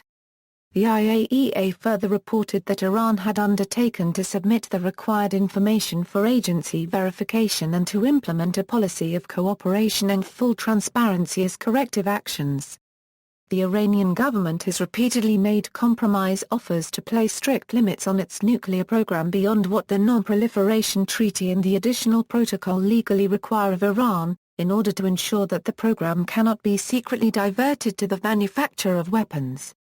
These offers include operating Iran's nuclear program as an international consortium, with the full participation of foreign governments. This offer by the Iranians matched a proposed solution put forth by an IAEA expert committee that was investigating the risk that civilian nuclear technologies could be used to make bombs. Iran has also offered to renounce plutonium extraction technology, thus ensuring that its heavy water reactor at Arak cannot be used to make bombs either. More recently, the Iranians have reportedly also offered to operate uranium centrifuges that automatically self-destruct if they are used to enrich uranium beyond what is required for civilian purposes. However, despite offers of nuclear cooperation by the 5 permanent members of the UN Security Council and Germany, Iran has refused to suspend its enrichment program as the Council has demanded. Iran's representative asserted that dealing with the issue in the Security Council was unwarranted and void of any legal basis or practical utility because its peaceful nuclear program posed no threat to international peace and security, and that it ran counter to the views of the majority of United Nations member states, which the Council was obliged to represent. They should know that the Iranian nation will not yield to pressure and will not let its rights be trampled on, Iranian President Mahmoud Ahmadinejad told a crowd August 31, 2006, in a televised speech in the northwestern Iranian city of Urumqi. In front of his strongest supporters in one of his provincial power bases, the Iranian leader attacked what he called intimidation by the United Nations, which he said was led by the United States. Ahmadinejad criticized a White House rebuff of his offer for a televised debate with President Bush. They say they support dialogue and the free flow of information, he said. But when debate was proposed, they avoided and opposed it. Ahmadinejad said that sanctions cannot dissuade Iranians from their decision to make progress, according to Iran's state-run IRNA news agency. On the contrary, many of our successes, including access to the nuclear fuel cycle and producing of heavy water, have been achieved under sanctions. Iran insists enrichment activities are intended for peaceful purposes, but much of the West, including the United States, allege that Iran is pursuing nuclear weapons, or a nuclear weapons capability. August 31, 2006, deadline called for Iran to comply with UN Security Council Resolution 1696 and suspend its enrichment-related activities or face the possibility of economic sanctions. The United States believes the Council will agree to implement sanctions when high-level ministers reconvene in mid-September, U.S. Undersecretary of State Nicholas Burns said. "We're sure going to work toward that, sanctions with a great deal of energy and determination because this cannot go unanswered," Burns said. The Iranians are obviously proceeding with their nuclear research. They are doing things that the International Atomic Energy Agency does not want them to do. The Security Council doesn't want them to do. There has to be an international answer, and we believe there will be one. Iran asserts that there is no legal basis for Iran's referral to the United Nations Security Council since the IAEA has not proven that previously undeclared activities had a relationship to a weapons program, and that all nuclear material in Iran had been accounted for and had not been diverted to military purposes. Article XC of the IAEA statute requires a report to the UN Security Council for any safeguards non-compliance. The IAEA Board of Governors, in a rare non-consensus decision with 12 abstentions, decided that Iran's many failures and breaches of its obligations to comply with its NPT Safeguards Agreement as reported by the IAEA in November 2003 constituted non-compliance under the terms of Article XC of IAEA statute. Iran also minimizes the significance of the IAEA's inability to verify the exclusively peaceful nature of Iran's nuclear program, arguing the IAEA has only drawn such conclusions in a subset of states that have ratified and implemented the additional protocol. The IAEA has been able to verify the non-diversion of declared nuclear material in Iran, but not the absence of undeclared activities. According to the IAEA's Safeguards Statement for 2007, of the 82 states where both NPT safeguards and an additional protocol are implemented, the IAEA had found no indication of undeclared nuclear activity in 47 states, while evaluations of possible undeclared nuclear activity remained ongoing in 35 states. Iran ceased implementation of the additional protocol and all other cooperation with the IAEA beyond that required under its safeguards agreement after the IAEA Board of Governors decided to report its safeguards non-compliance to the UN Security Council in February 2006. Iran insisted that such cooperation had been voluntary, but on December 26, 2006, the UN Security Council passed Resolution 1737, invoking Chapter 7 of the UN Charter, which among other things required Iran to cooperate fully with the IAEA, beyond the formal requirements of the Safeguards Agreement and additional protocol. The IAEA reported on November 19, 2008, that, while it is able to continue to verify the non-diversion of declared nuclear material in Iran, it has not been able to make substantive progress on key remaining issues of serious concern, because of a lack of cooperation by Iran. Iran has maintained that the Security Council's engagement in the issue of the peaceful nuclear activities of the Islamic Republic of Iran are unlawful and malicious. Iran also argues that the UN Security Council resolutions demanding a suspension of enrichment constitute a violation of Article 4 of the Non-Proliferation Treaty, which recognizes the inalienable right of signatory nations to nuclear technology for peaceful purposes. Iran agreed to implement the additional protocol under the terms of the October 2003 Tehran Agreement and its successor, the November 2004 Paris Agreement, and did so for 2 years before withdrawing from the Paris Agreement in early 2006 following the breakdown of negotiations with the EU3. Since then, Iran has offered not only to ratify the additional protocol, but to implement transparency measures on its nuclear program that exceed the additional protocol, as long as its right to operate an enrichment program is recognized.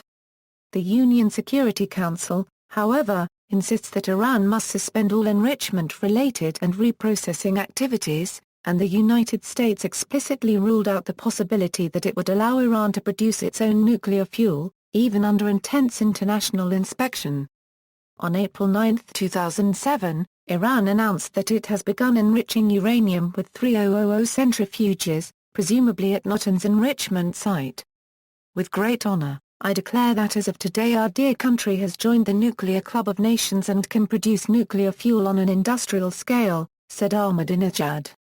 On April 22, 2007, Iranian's Foreign Ministry spokesman Mohammad Ali Hosseini announced that his country rules out enrichment suspension ahead of talks with EU Foreign Policy Chief Javier Solana on April 25, 2007.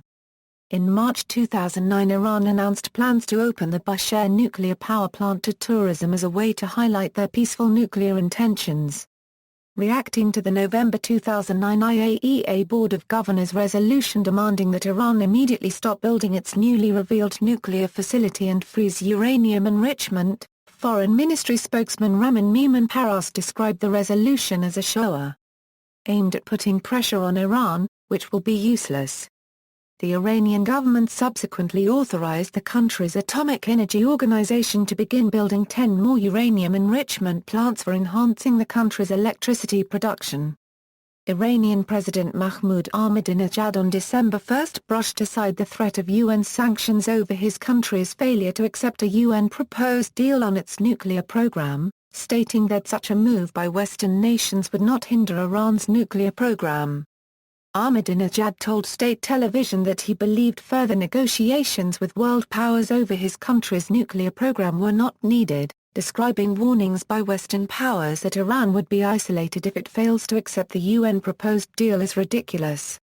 Watched by senior officials from Iran and Russia, Iran began fueling Bashar on August 21, 2010, the nation's state media reported, in an effort to help create nuclear-generated electricity.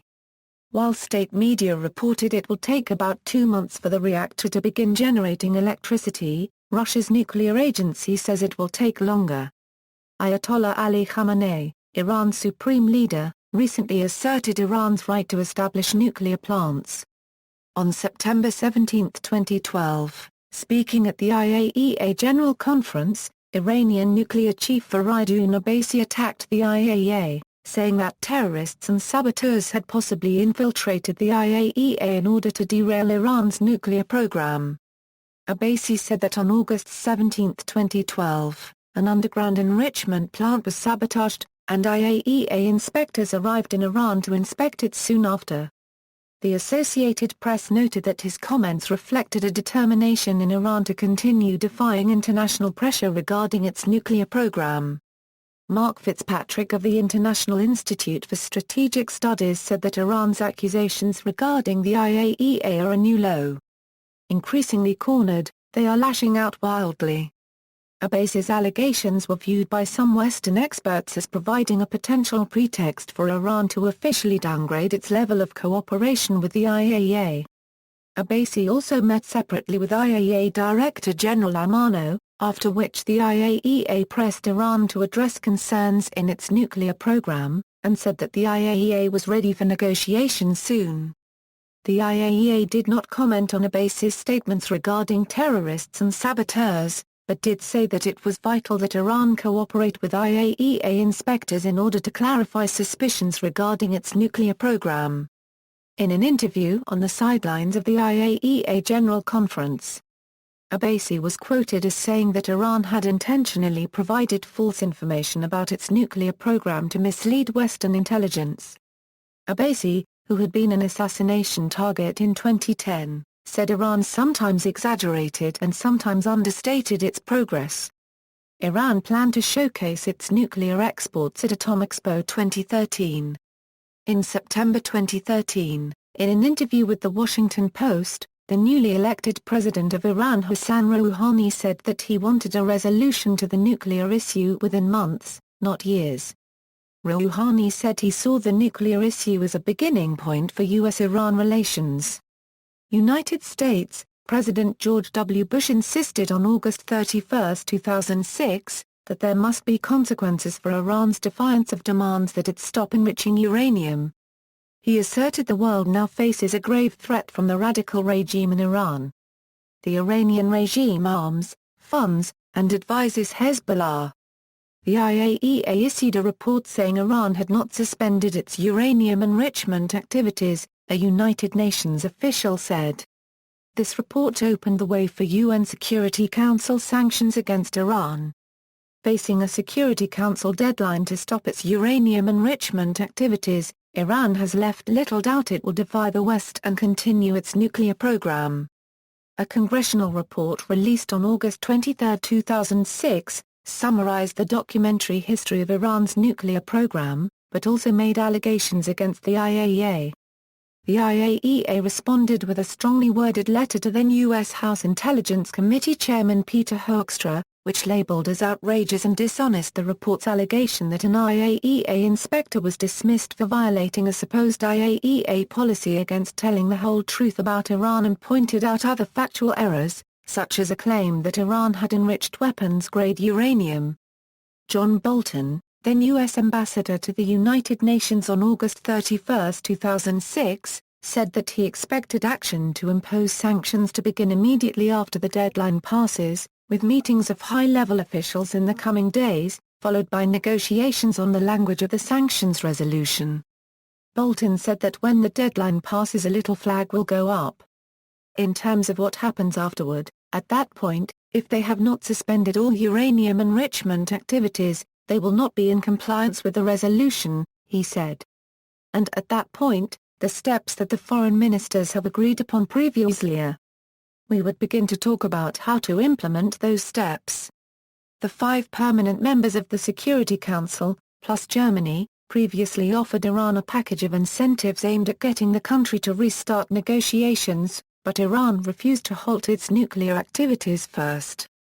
Incentives included offers to improve Iran's access to the international economy through participation in groups such as the World Trade Organization and to modernize its telecommunications industry. The incentives also mentioned the possibility of lifting restrictions on U.S. and European manufacturers wanting to export civil aircraft to Iran. And a proposed long-term agreement accompanying the incentives offered a fresh start in negotiations. In a 2007 national intelligence estimate, the United States intelligence community assessed that Iran had ended all nuclear weapon design and weaponization work in 2003. IAEA officials complained in 2007 that most U.S. intelligence shared with it to date about Iran's nuclear program proved to be inaccurate, and that none had led to significant discoveries inside Iran through that time. Through 2008, the United States repeatedly refused to rule out using nuclear weapons in an attack on Iran. The U.S. Nuclear Posture Review made public in 2002 specifically envisioned the use of nuclear weapons on a first-strike basis, even against non-nuclear armed states. Investigative reporter Seymour Hersh reported that, according to military officials, the Bush administration had plans for the use of nuclear weapons against underground Iranian nuclear facilities. When specifically questioned about the potential use of nuclear weapons against Iran, President Bush claimed that all options were on the table. According to the Bulletin of the Atomic Scientist, Bush directly threatened Iran with a preemptive nuclear strike. It is hard to read his reply in any other way. The Iranian authorities consistently replied that they were not seeking nuclear weapons as a deterrent to the United States, and instead emphasized the creation of a nuclear arms-free zone in the Middle East. The policy of using nuclear weapons on a first-strike basis against non-nuclear opponents is a violation of the U.S. Negative Security Assurance Pledge not to use nuclear weapons against non-nuclear members of the Nuclear Non-Proliferation Treaty such as Iran. Threats of the use of nuclear weapons against another country constitute a violation of United Nations Security Council Resolution 984 and the International Court of Justice Advisory Opinion on the legality of the threat or use of nuclear weapons.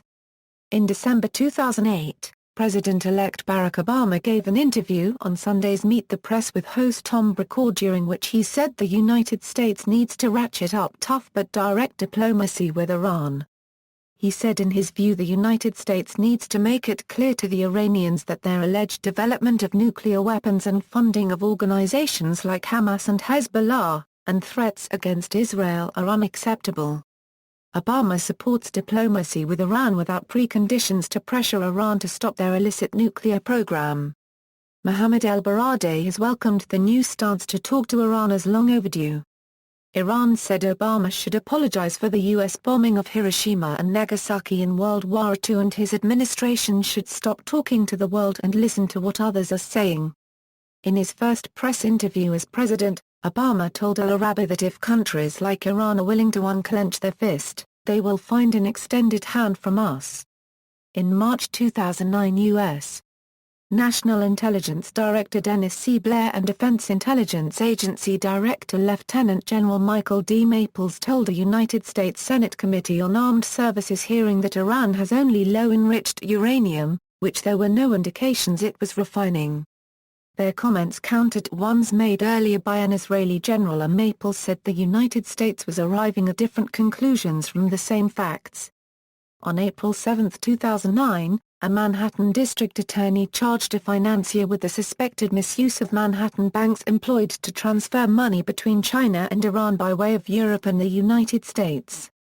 The materials in question can be used for weapons as well as civilian purposes, but some of the material can potentially be used in making engine nozzles that can withstand fiery temperatures and centrifuges that can enrich uranium into atomic fuel. The charges would carry a maximum of up to a year in jail for fifth-degree conspiracy and a maximum of 4 years for falsifying business records.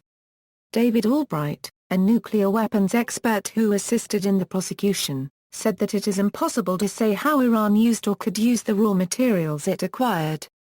A document released by the U.S. State Department's Bureau of Intelligence and Research in August 2009 assessed that Iran was unlikely to have the technical capability to produce HEU before 2013, and the U.S. intelligence community had no evidence that Iran had yet made the decision to produce highly enriched uranium. In 2009, U.S. intelligence assessed that Iranian intentions were unknown. On July 26, 2009, Secretary of State Hillary Rodham Clinton explicitly ruled out the possibility that the Obama administration would allow Iran to produce its own nuclear fuel, even under intense international inspection. Following the November 2009 IAEA Board of Governors resolution demanding Iran immediately stop building its newly revealed nuclear facility and freeze uranium enrichment, White House spokesman Robert Gibbs avoided mentioning sanctions but indicated harsher measures were possible unless Iran compromised. If Iran refuses to meet its obligations, then it will be responsible for its own growing isolation and the consequences. Glyn Davis, the chief U.S. delegate to the IAEA, told reporters, "6 nations for the first time came together and have put together this resolution we all agreed on. That's a significant development." A 2009 U.S. congressional research paper said that U.S. intelligence believed Iran ended nuclear weapon design and weaponization work in 2003. Some advisors within the Obama administration reaffirmed the intelligence conclusions, while other top advisors in the Obama administration say they no longer believe the key finding of the 2007 National Intelligence Estimate. Thomas Finger, former chairman of the National Intelligence Council until December 2008, said that the original 2007 National Intelligence Estimate on Iran became contentious, in part, because the White House instructed the intelligence community to release an unclassified version of the report's key judgments but declined to take responsibility for ordering its release. A national intelligence estimate is the most authoritative written judgment concerning a national security issue prepared by the Director of Central Intelligence. The impending opening of the Bushehr plant in late 2010 prompted the White House to question why Iran is continuing to enrich uranium within its borders. Russia is providing the fuel, and taking the fuel back out, White House spokesman Robert Gibbs said in August.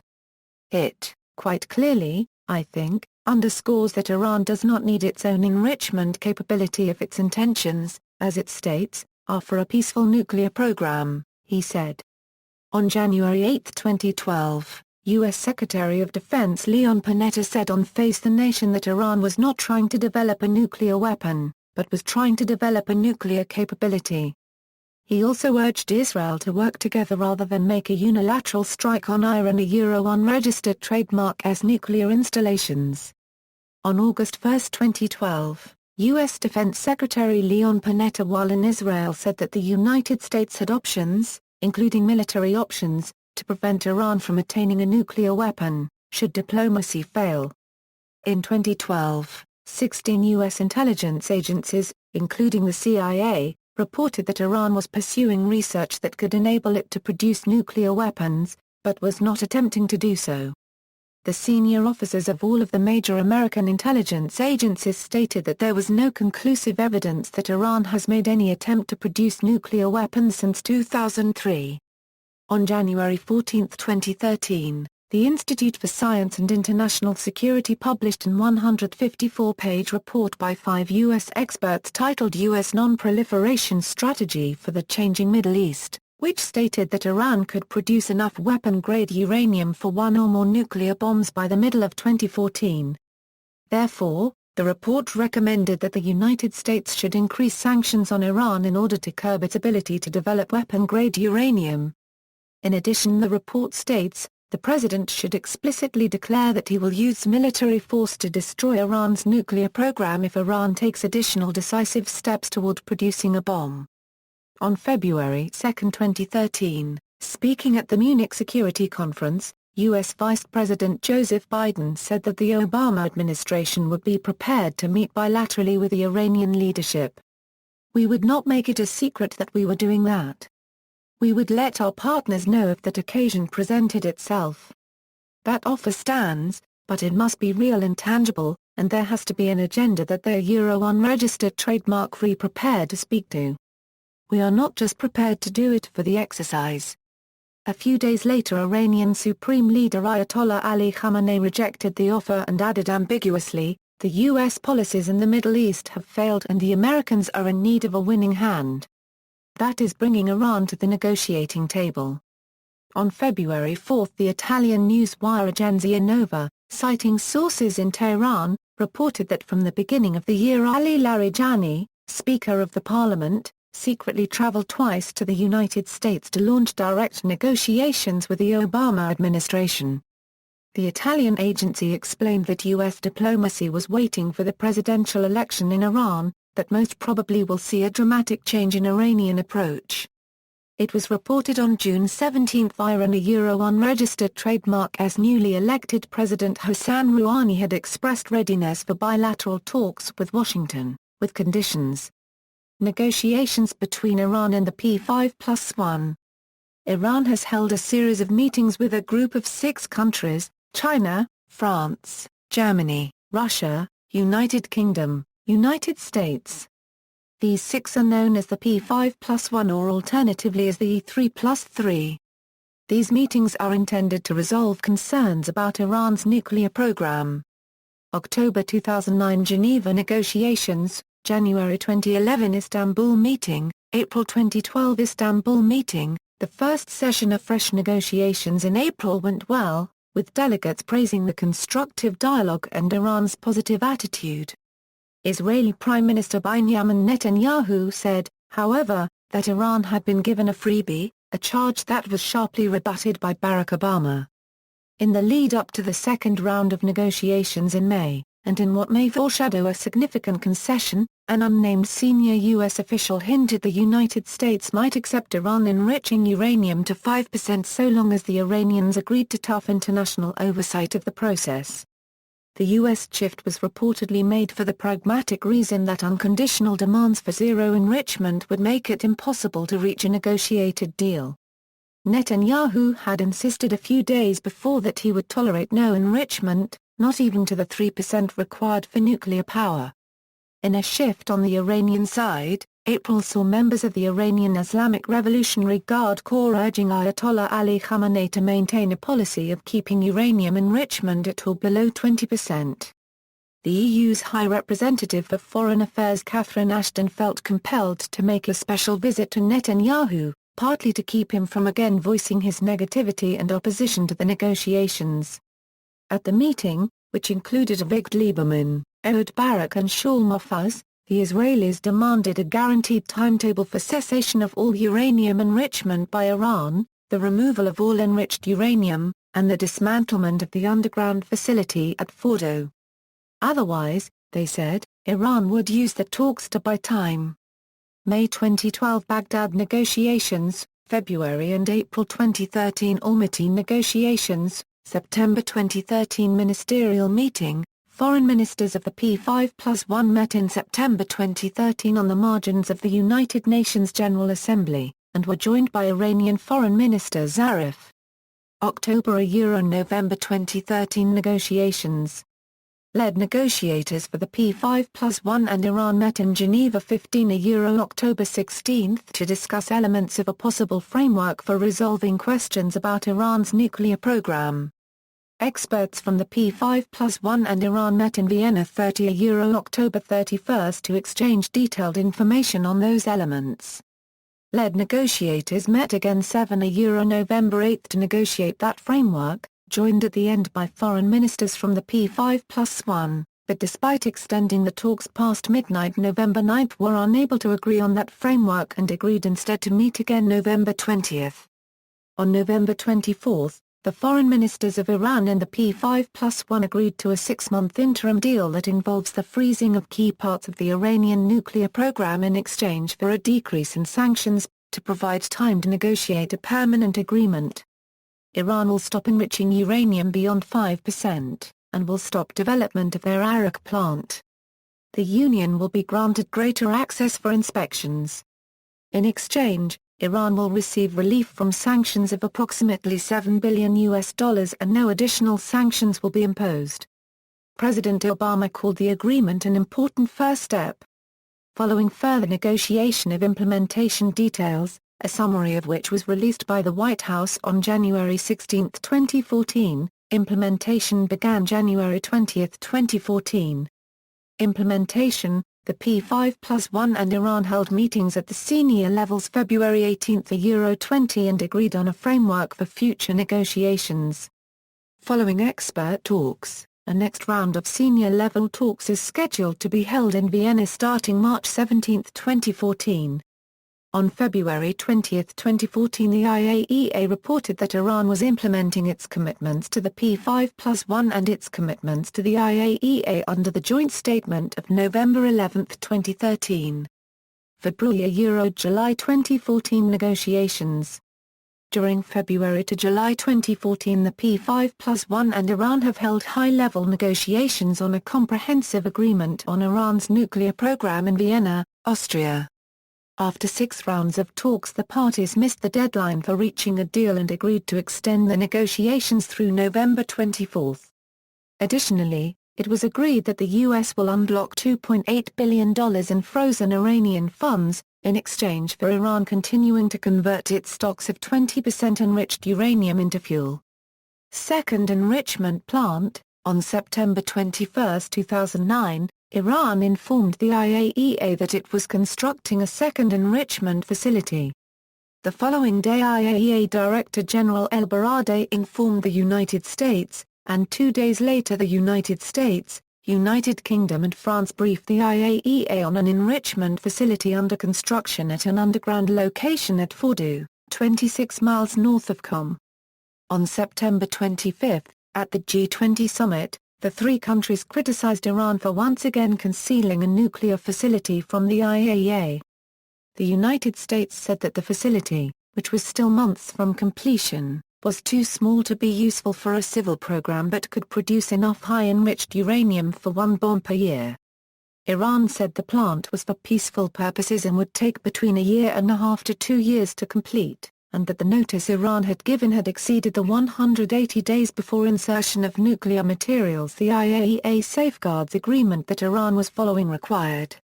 Iran agreed to allow IAEA inspections. Iran's nuclear chief, Ali Akbar Salani, said the site was built for maximum protection from aerial attack, carved into a mountain and near a military compound of the powerful Revolutionary Guard. Also in October, the United States, France and Russia proposed a UN-drafted deal to Iran regarding its nuclear program, in an effort to find a compromise between Iran's stated need for a nuclear reactor and international concerns that Iran harbors a secret intent on developing a nuclear weapon. After some delay in responding, on October 29, Ahmadinejad voiced an openness towards cooperation with other world powers. "We welcome fuel exchange, nuclear cooperation, building of power plants and reactors, and we are ready to cooperate," he said in a live broadcast on state television.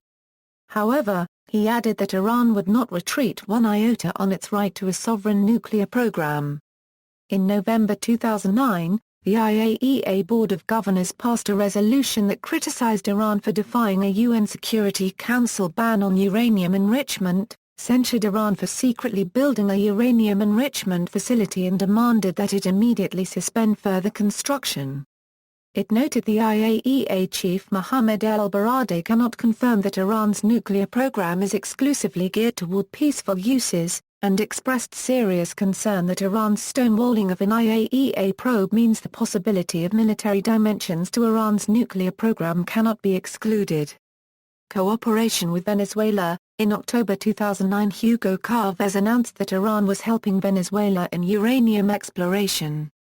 He said that "we're working with several countries, with Iran, with Russia, "We're responsible for what we're doing, we're in control." A number of reports suggested that Venezuela was helping Iran to obtain uranium and evade international sanctions. Unofficial Iranian negotiation and peace offer to the U.S. On April 26, 2010, Jawan Quarter-Gen Totenhauer, former member of the German Bundestag, conveyed an Iranian negotiation and peace offering to the U.S. administration. Jawan Quarter-Gen Totenhauer first traveled to Iran in 2008 to revive the dialogue with the West. Totenhauer met with several Grand Ayatollahs and multiple deputy ministers of foreign affairs.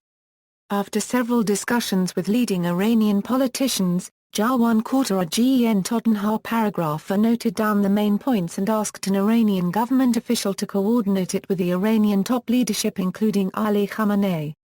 Totenhauer informed the German federal government about the Iranian willingness to negotiate. The German government in turn arranged an appointment for Totenhauer with the chief coordinator of the U.S. intelligence services Dennis C. Blair in Washington, D.C. On April 26, 2010, Totenhauer informed Blair about all details of the Iranian offer and left behind the paper, which covered the main points of the Iranian position. The Iranian offer states, Iran wants peace with the U.S., and consisted of 4 main points. 1. A contractual and verifiable total guarantee that Iran would not build a nuclear bomb. The Iranians, for example, were willing to have the United States enrich the uranium to 20, which is required for medical purposes, for them. 2. The willingness to have fair agreements on spheres of influence of Iran and the United States in the Middle East. 3. The willingness for constructive contributions to the solution of the Afghanistan and Iraq conflict. 4. Willingness to fight international terrorism, with concrete ideas. Iran wants peace with the U.S., it said in the paper. Iran offered negotiations at the highest level. However, at eye level, while preserving its national dignity.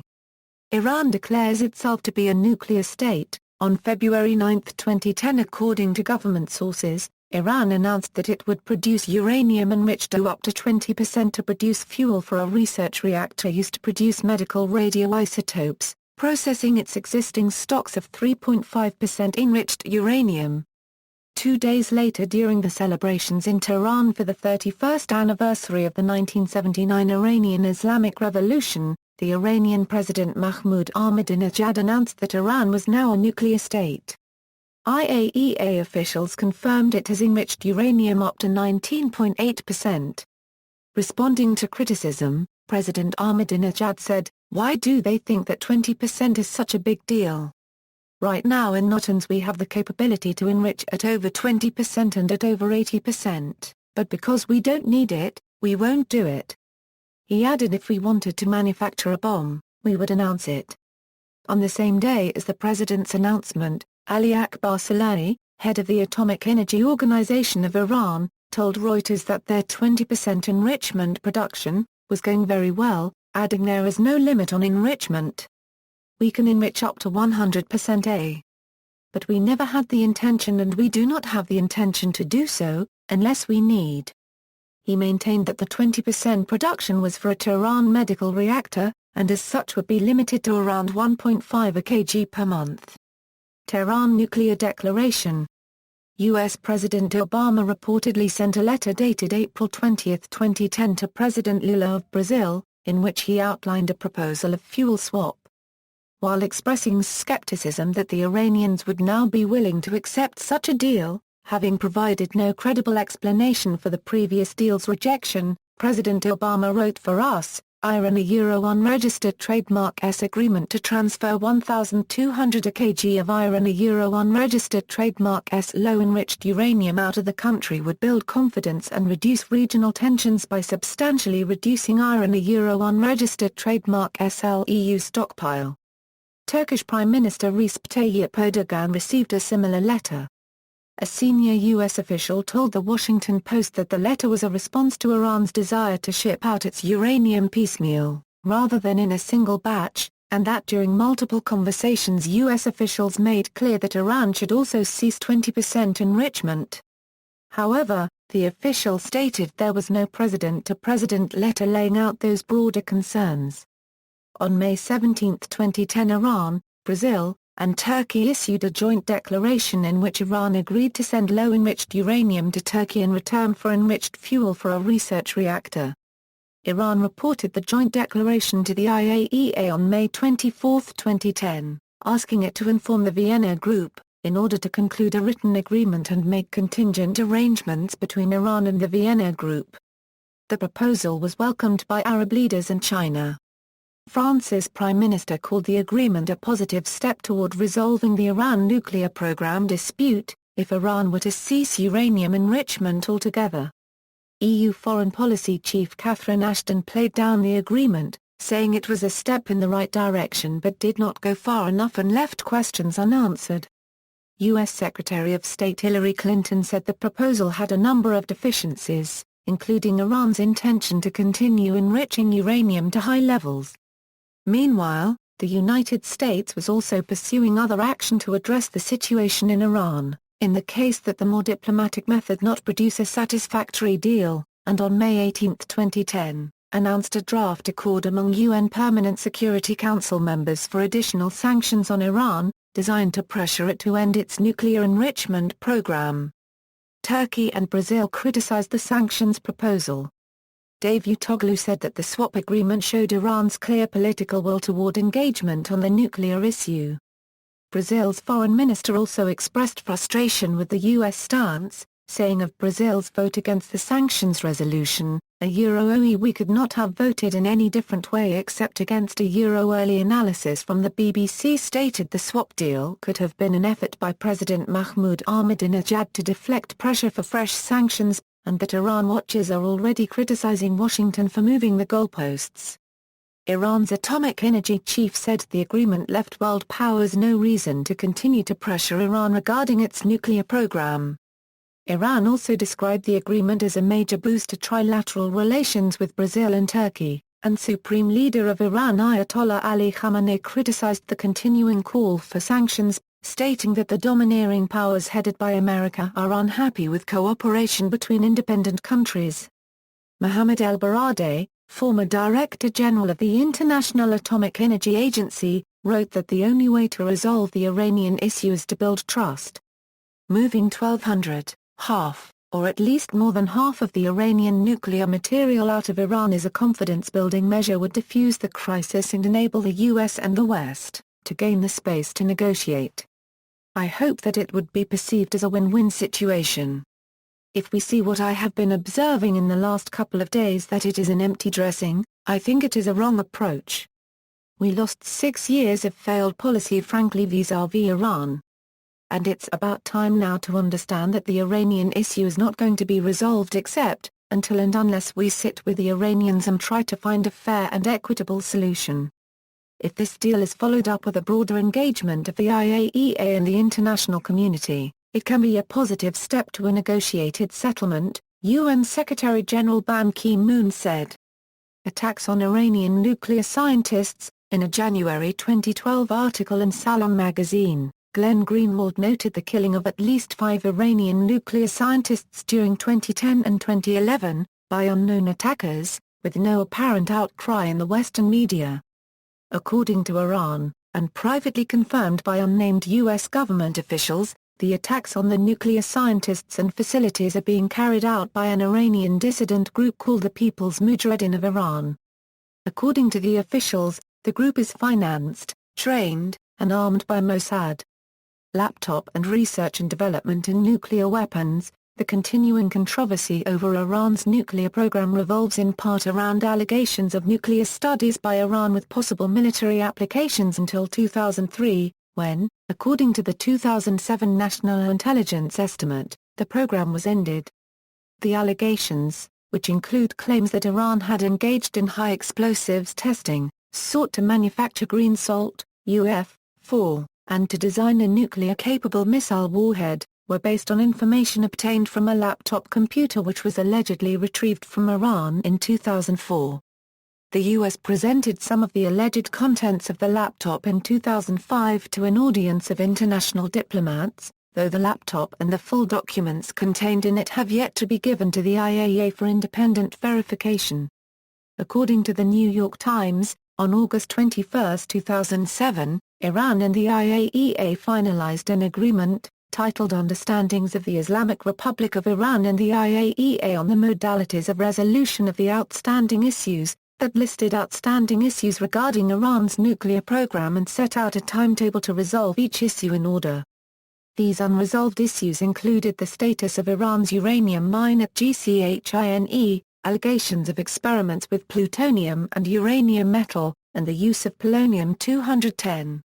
Specifically regarding the alleged studies, the Modalities Agreement asserted that while Iran considers the documents to be fabricated, Iran would nevertheless address the allegations upon receiving all related documents as a goodwill gesture. The Modalities Agreement specifically said that aside from the issues identified in the document, there were no other remaining issues and ambiguities regarding Iran's past nuclear program and activities. The United States was opposed to the Modalities Agreement between Iran and the IAEA, and vehemently objected to it, accusing Iran of manipulating IAEA. Oli Heinonen, the IAEA Deputy Director General for Safeguards, underlined the importance of the Iran-IAEA agreement as a working arrangement on how to resolve the outstanding issues that triggered Security Council resolutions. Following the implementation of the Modalities Agreement, the IAEA issued another report on the status of Iran's nuclear program on February 22, 2008. According to this report, the IAEA had no evidence of a current, undeclared nuclear program in Iran, and all of the remaining issues listed in the Modalities Agreement regarding past undeclared nuclear activities had been resolved, with the exception of the alleged studies issue. Regarding this report, IAEA Director El-Baradei specifically stated, the U.S. had made some of the alleged studies documentation available to the IAEA just a week prior to the issuance of the IAEA's February 2008 report on Iran's nuclear program. According to the IAEA report itself, the IAEA had not detected the use of nuclear material in connection with the alleged studies, nor does it have credible information in this regard. Some diplomats reportedly dismissed the new allegations as being of doubtful value, relatively insignificant and coming too late. It was reported on March 3, 2008, that Oli Heinonen, the IAEA Deputy Director General of Safeguards, had briefed diplomats about the contents of the alleged studies documents a week earlier. Reportedly, Heinonen added that the IAEA had obtained corroborating information from the intelligence agencies of several countries, that pointed to sophisticated research into some key technologies needed to build and deliver a nuclear bomb. In April 2008, Iran reportedly agreed to address the sole outstanding issue of the alleged studies. However, according to the subsequent May 2008 IAEA report, the IAEA was not able to actually provide these same alleged studies documents to Iran, because the IAEA did not have the documents itself or was not allowed to share them with Iran. For example, in paragraph 21, the IAEA report states, although the agency had been shown the documents that led it to these conclusions, it was not in possession of the documents and was therefore unfortunately unable to make them available to Iran. Also, in paragraph 16, the IAEA report states, the agency received much of this information only in electronic form and was not authorized to provide copies to Iran. The IAEA has requested that it be allowed to share the documents with Iran. Nevertheless, according to the report, Iran may have more information on the alleged studies which remain a matter of serious concern, but the IAEA itself had not detected evidence of actual design or manufacture by Iran of nuclear weapons or components. Iran's refusal to respond to the IAEA's questions unless it is given access to the original documents has caused a standoff. In February 2008, the New York Times reported that the U.S. refusal to provide access to those documents was a source of friction between the Bush administration and then Director General El-Baradei. El-Baradei later noted that these documents could not be shared because of the need to protect sources and methods, but noted that this allowed Iran to question their authenticity. According to Iran's envoy to the IAEA, Ali Asghar Soltanieh, The government of the United States has not handed over original documents to the agency since it does not in fact have any authenticated document and all it has are forged documents. The IAEA has requested that third parties allow it to share the documents on the alleged studies with Iran. The IAEA has further stated that though it has not provided full documents containing the alleged studies, information from other countries has corroborated some of the allegations, which appear to the IAEA to be consistent and credible, and that Iran should therefore address the alleged studies even without obtaining the full documents. However, questions about the authenticity of the documents persist, with claims that the documents were obtained either from Israel or the MEK, an Iranian dissident group officially considered to be a terrorist organization by the United States, and that investigations into the alleged studies are intended to reveal intelligence about Iran's conventional weapons programs. Some IAEA officials have requested a clear statement be made by the agency that it could not affirm the document's authenticity. They cite that as a key document in the study had since been proven to have been fraudulently altered, it put in doubt the entire collection. Nuclear power as a political issue, Iran's nuclear program and the NPT. Iran says that its program is solely for peaceful purposes and consistent with the NPT. The IAEA Board of Governors has found Iran in non-compliance with its NPT Safeguards Agreement, concluding in a rare non-consensus decision with 12 abstentions, that Iran's past safeguards breaches and failures constituted non-compliance with its Safeguards Agreement. In the decision, the IAEA Board of Governors also concluded that the concerns raised fell within the competence of the UN Security Council. Most experts recognize that non-compliance with an NPT Safeguards Agreement is not equivalent to a violation of the NPT or does not automatically constitute a violation of the NPT itself. The IAEA does not make determinations regarding compliance with the NPT, and the UN Security Council does not have a responsibility to adjudicate treaty violations. Dr. James Acton, an associate in the Non-Proliferation Program at the Carnegie Endowment for International Peace, has said the 2010 NPT Review Conference could recognize that non-compliance with safeguards agreements would violate Article 3 of the NPT. Director of the Australian Non-Proliferation and Safeguards Organisation and then Chairman of IAEA's Standing Advisory Group on Safeguards Implementation John Carlson wrote in considering the case of Iran that formally IAEA Board of Governors decisions concern compliance with safeguards agreements, rather than the NPT as such, but in practical terms non-compliance with a safeguards agreement constitutes non-compliance with the NPT. A September 2009 Congressional Research Service paper said whether Iran has violated the NPT is unclear.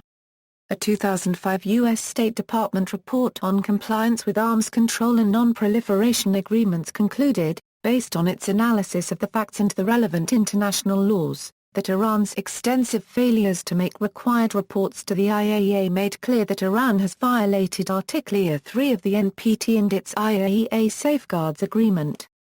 Testimony presented to the Foreign Select Committee of the British Parliament drew the opposite conclusion. The 2005 U.S. State Department Compliance Report also concluded that Iran is pursuing an effort to manufacture nuclear weapons, and has sought and received assistance in this effort in violation of Article 2 of the NPT.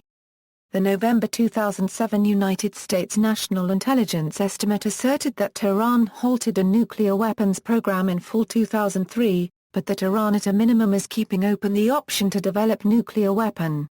Russian analyst Alexei Arbatov said no hard facts on violation of the NPT per se have been discovered, and also wrote that all this is not enough to accuse Iran of a formal breach of the letter of the NPT, and giving Iran the benefit of the doubt, there is no hard evidence of its full-steam development of a military nuclear program.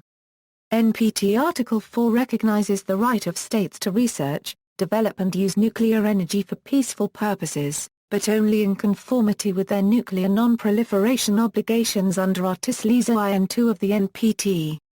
The UN Security Council has demanded that Iran suspend its nuclear enrichment activities in multiple resolutions. The United States has said the central bargain of the NPT is that if non-nuclear weapon states renounce the pursuit of nuclear weapons, and comply fully with this commitment, they may gain assistance under Article 4 of the treaty to develop peaceful nuclear programs. The U.S. has written that Paragraph 1 of Article 4 makes clear that access to peaceful nuclear cooperation must be in conformity with Article 1 and 2 of this treaty, and also by extension Article 3 of the NPT. Rahman Bonad, Director of Arms Control Studies at the Center for Strategic Research at Tehran, has argued that demands to cease enrichment run counter to all negotiations and discussions that led to the adoption of the NPT in the 1960s and the fundamental logic of striking a balance between the rights and obligations stipulated in the NPT. In February 2006, Iran's foreign minister insisted that Iran rejects all forms of scientific and nuclear apartheid by any world power, and asserted that this scientific and nuclear apartheid was an immoral and discriminatory treatment of signatories to the Non-Proliferation Treaty, and that Iran has the right to a peaceful use of nuclear energy and we cannot accept nuclear apartheid. Russia has said it believes Iran has a right to enrich uranium on its soil. Former U.S. Secretary of State Condoleezza Rice suggested that there could be work toward an international nuclear fuel bank instead of indigenous Iranian enrichment, while Richard Haass, President of the Council on Foreign Relations, has said the United States should be willing to discuss what Iran describes as its right to enrich uranium, provided that Iran accepts both limits on its enrichment program and enhanced safeguards. Officials of the Iranian government and members of the Iranian public believe Iran should be developing its peaceful nuclear industry. A March 2008 poll of 30 nations found moderate support for allowing Iran to produce nuclear fuel for electricity alongside a full program of UN inspections. Iranian statements on nuclear deterrence. The Iranian authorities deny seeking a nuclear weapons capacity for deterrence or retaliation since Iran's level of technological progress cannot match that of existing nuclear weapons states, and the acquisition of nuclear weapons would only spark an arms race in the Middle East. According to Ambassador Javad Zarif, Iran's President Ahmadinejad, during an interview with NBC anchor Brian Williams in July 2008, also dismissed the utility of nuclear weapons as a source of security and stated, and according Ali Akbar Salani, the head of Iran's Atomic Energy Organization, nuclear weapon-free zone in the Middle East. Iran has consistently supported the creation of a nuclear weapons-free zone in the Middle East. In 1974, as concerns in the region grew over Israel's nuclear weapon program, Iran formally proposed the concept of a nuclear weapon-free zone in the Middle East in a joint resolution in the UN General Assembly. The Shah of Iran had made a similar appeal 5 years earlier but had failed to attract any support. The call for the creation of nuclear weapons-free zone in the Middle East was repeated by Iran's President Ahmadinejad in 2006. It was reiterated by Iran's Foreign Minister, Manouchehr Mottaki in 2008. Views on Iran's nuclear power program. Nuclear facilities in Iran. See also. References. External links. The first ever English-language website about Iran's nuclear energy program, Iran's Atomic Energy Organization, in focus, IAEA and Iran, IAEA, Iran's nuclear program. Collected news and commentary at the New York Times. Annotated bibliography for the Iranian nuclear weapons program from the ALSO's Digital Library for Nuclear Issues, The Nuclear Fuel Cycle Explained, BBC, news articles by date, BBC's Iran Nuclear Issue Timeline, November 27, 2003, Rhetoric of War, First Iraq, then Iran? At the Wayback Machine, Cyrus Safdari, Global Dialogue, Volume 8, No. 1/2, Winter-Spring 2006. Kaveh Afrasiab I, Iran's Nuclear Program, Debating Facts versus Fiction. Differing Views on Iran Nuclear Threat, January 22, 2006, The Iran Nuclear Standoff, Legal Issues, Daniel Joyner, Jurist, March 1, 2006, The Legality of the UN Security Council Demands on Iran. Cyrus Safdari, IranAffairs.com August 6, 2007, New Developments in Iran's Missile Capabilities, Dr. Uzi Rubin, Jerusalem Center for Public Affairs, August 25, 2009, The Iranian Nuke Forgeries, CIA Determines Documents Were Fabricated, Gareth Porter, Counterpunch, December 29, 2009, NYT, Iran shielding its nuclear efforts in maze of tunnels, January 6, 2010, towards enhanced safeguards for Iran's nuclear program, Federation of American Scientists Special Report, October 2011, nuclear plan attacked with computer virus, November 2011, the challenging questions about the Iranian nuclear weapons program, Max Singer, July 12, 2012, Iran and the Bomb, Introduction, Council on Foreign Relations, September 9, 2012, videos, Safeguarding Iran Unregistered Trademark as Nuclear Achievements Press TV.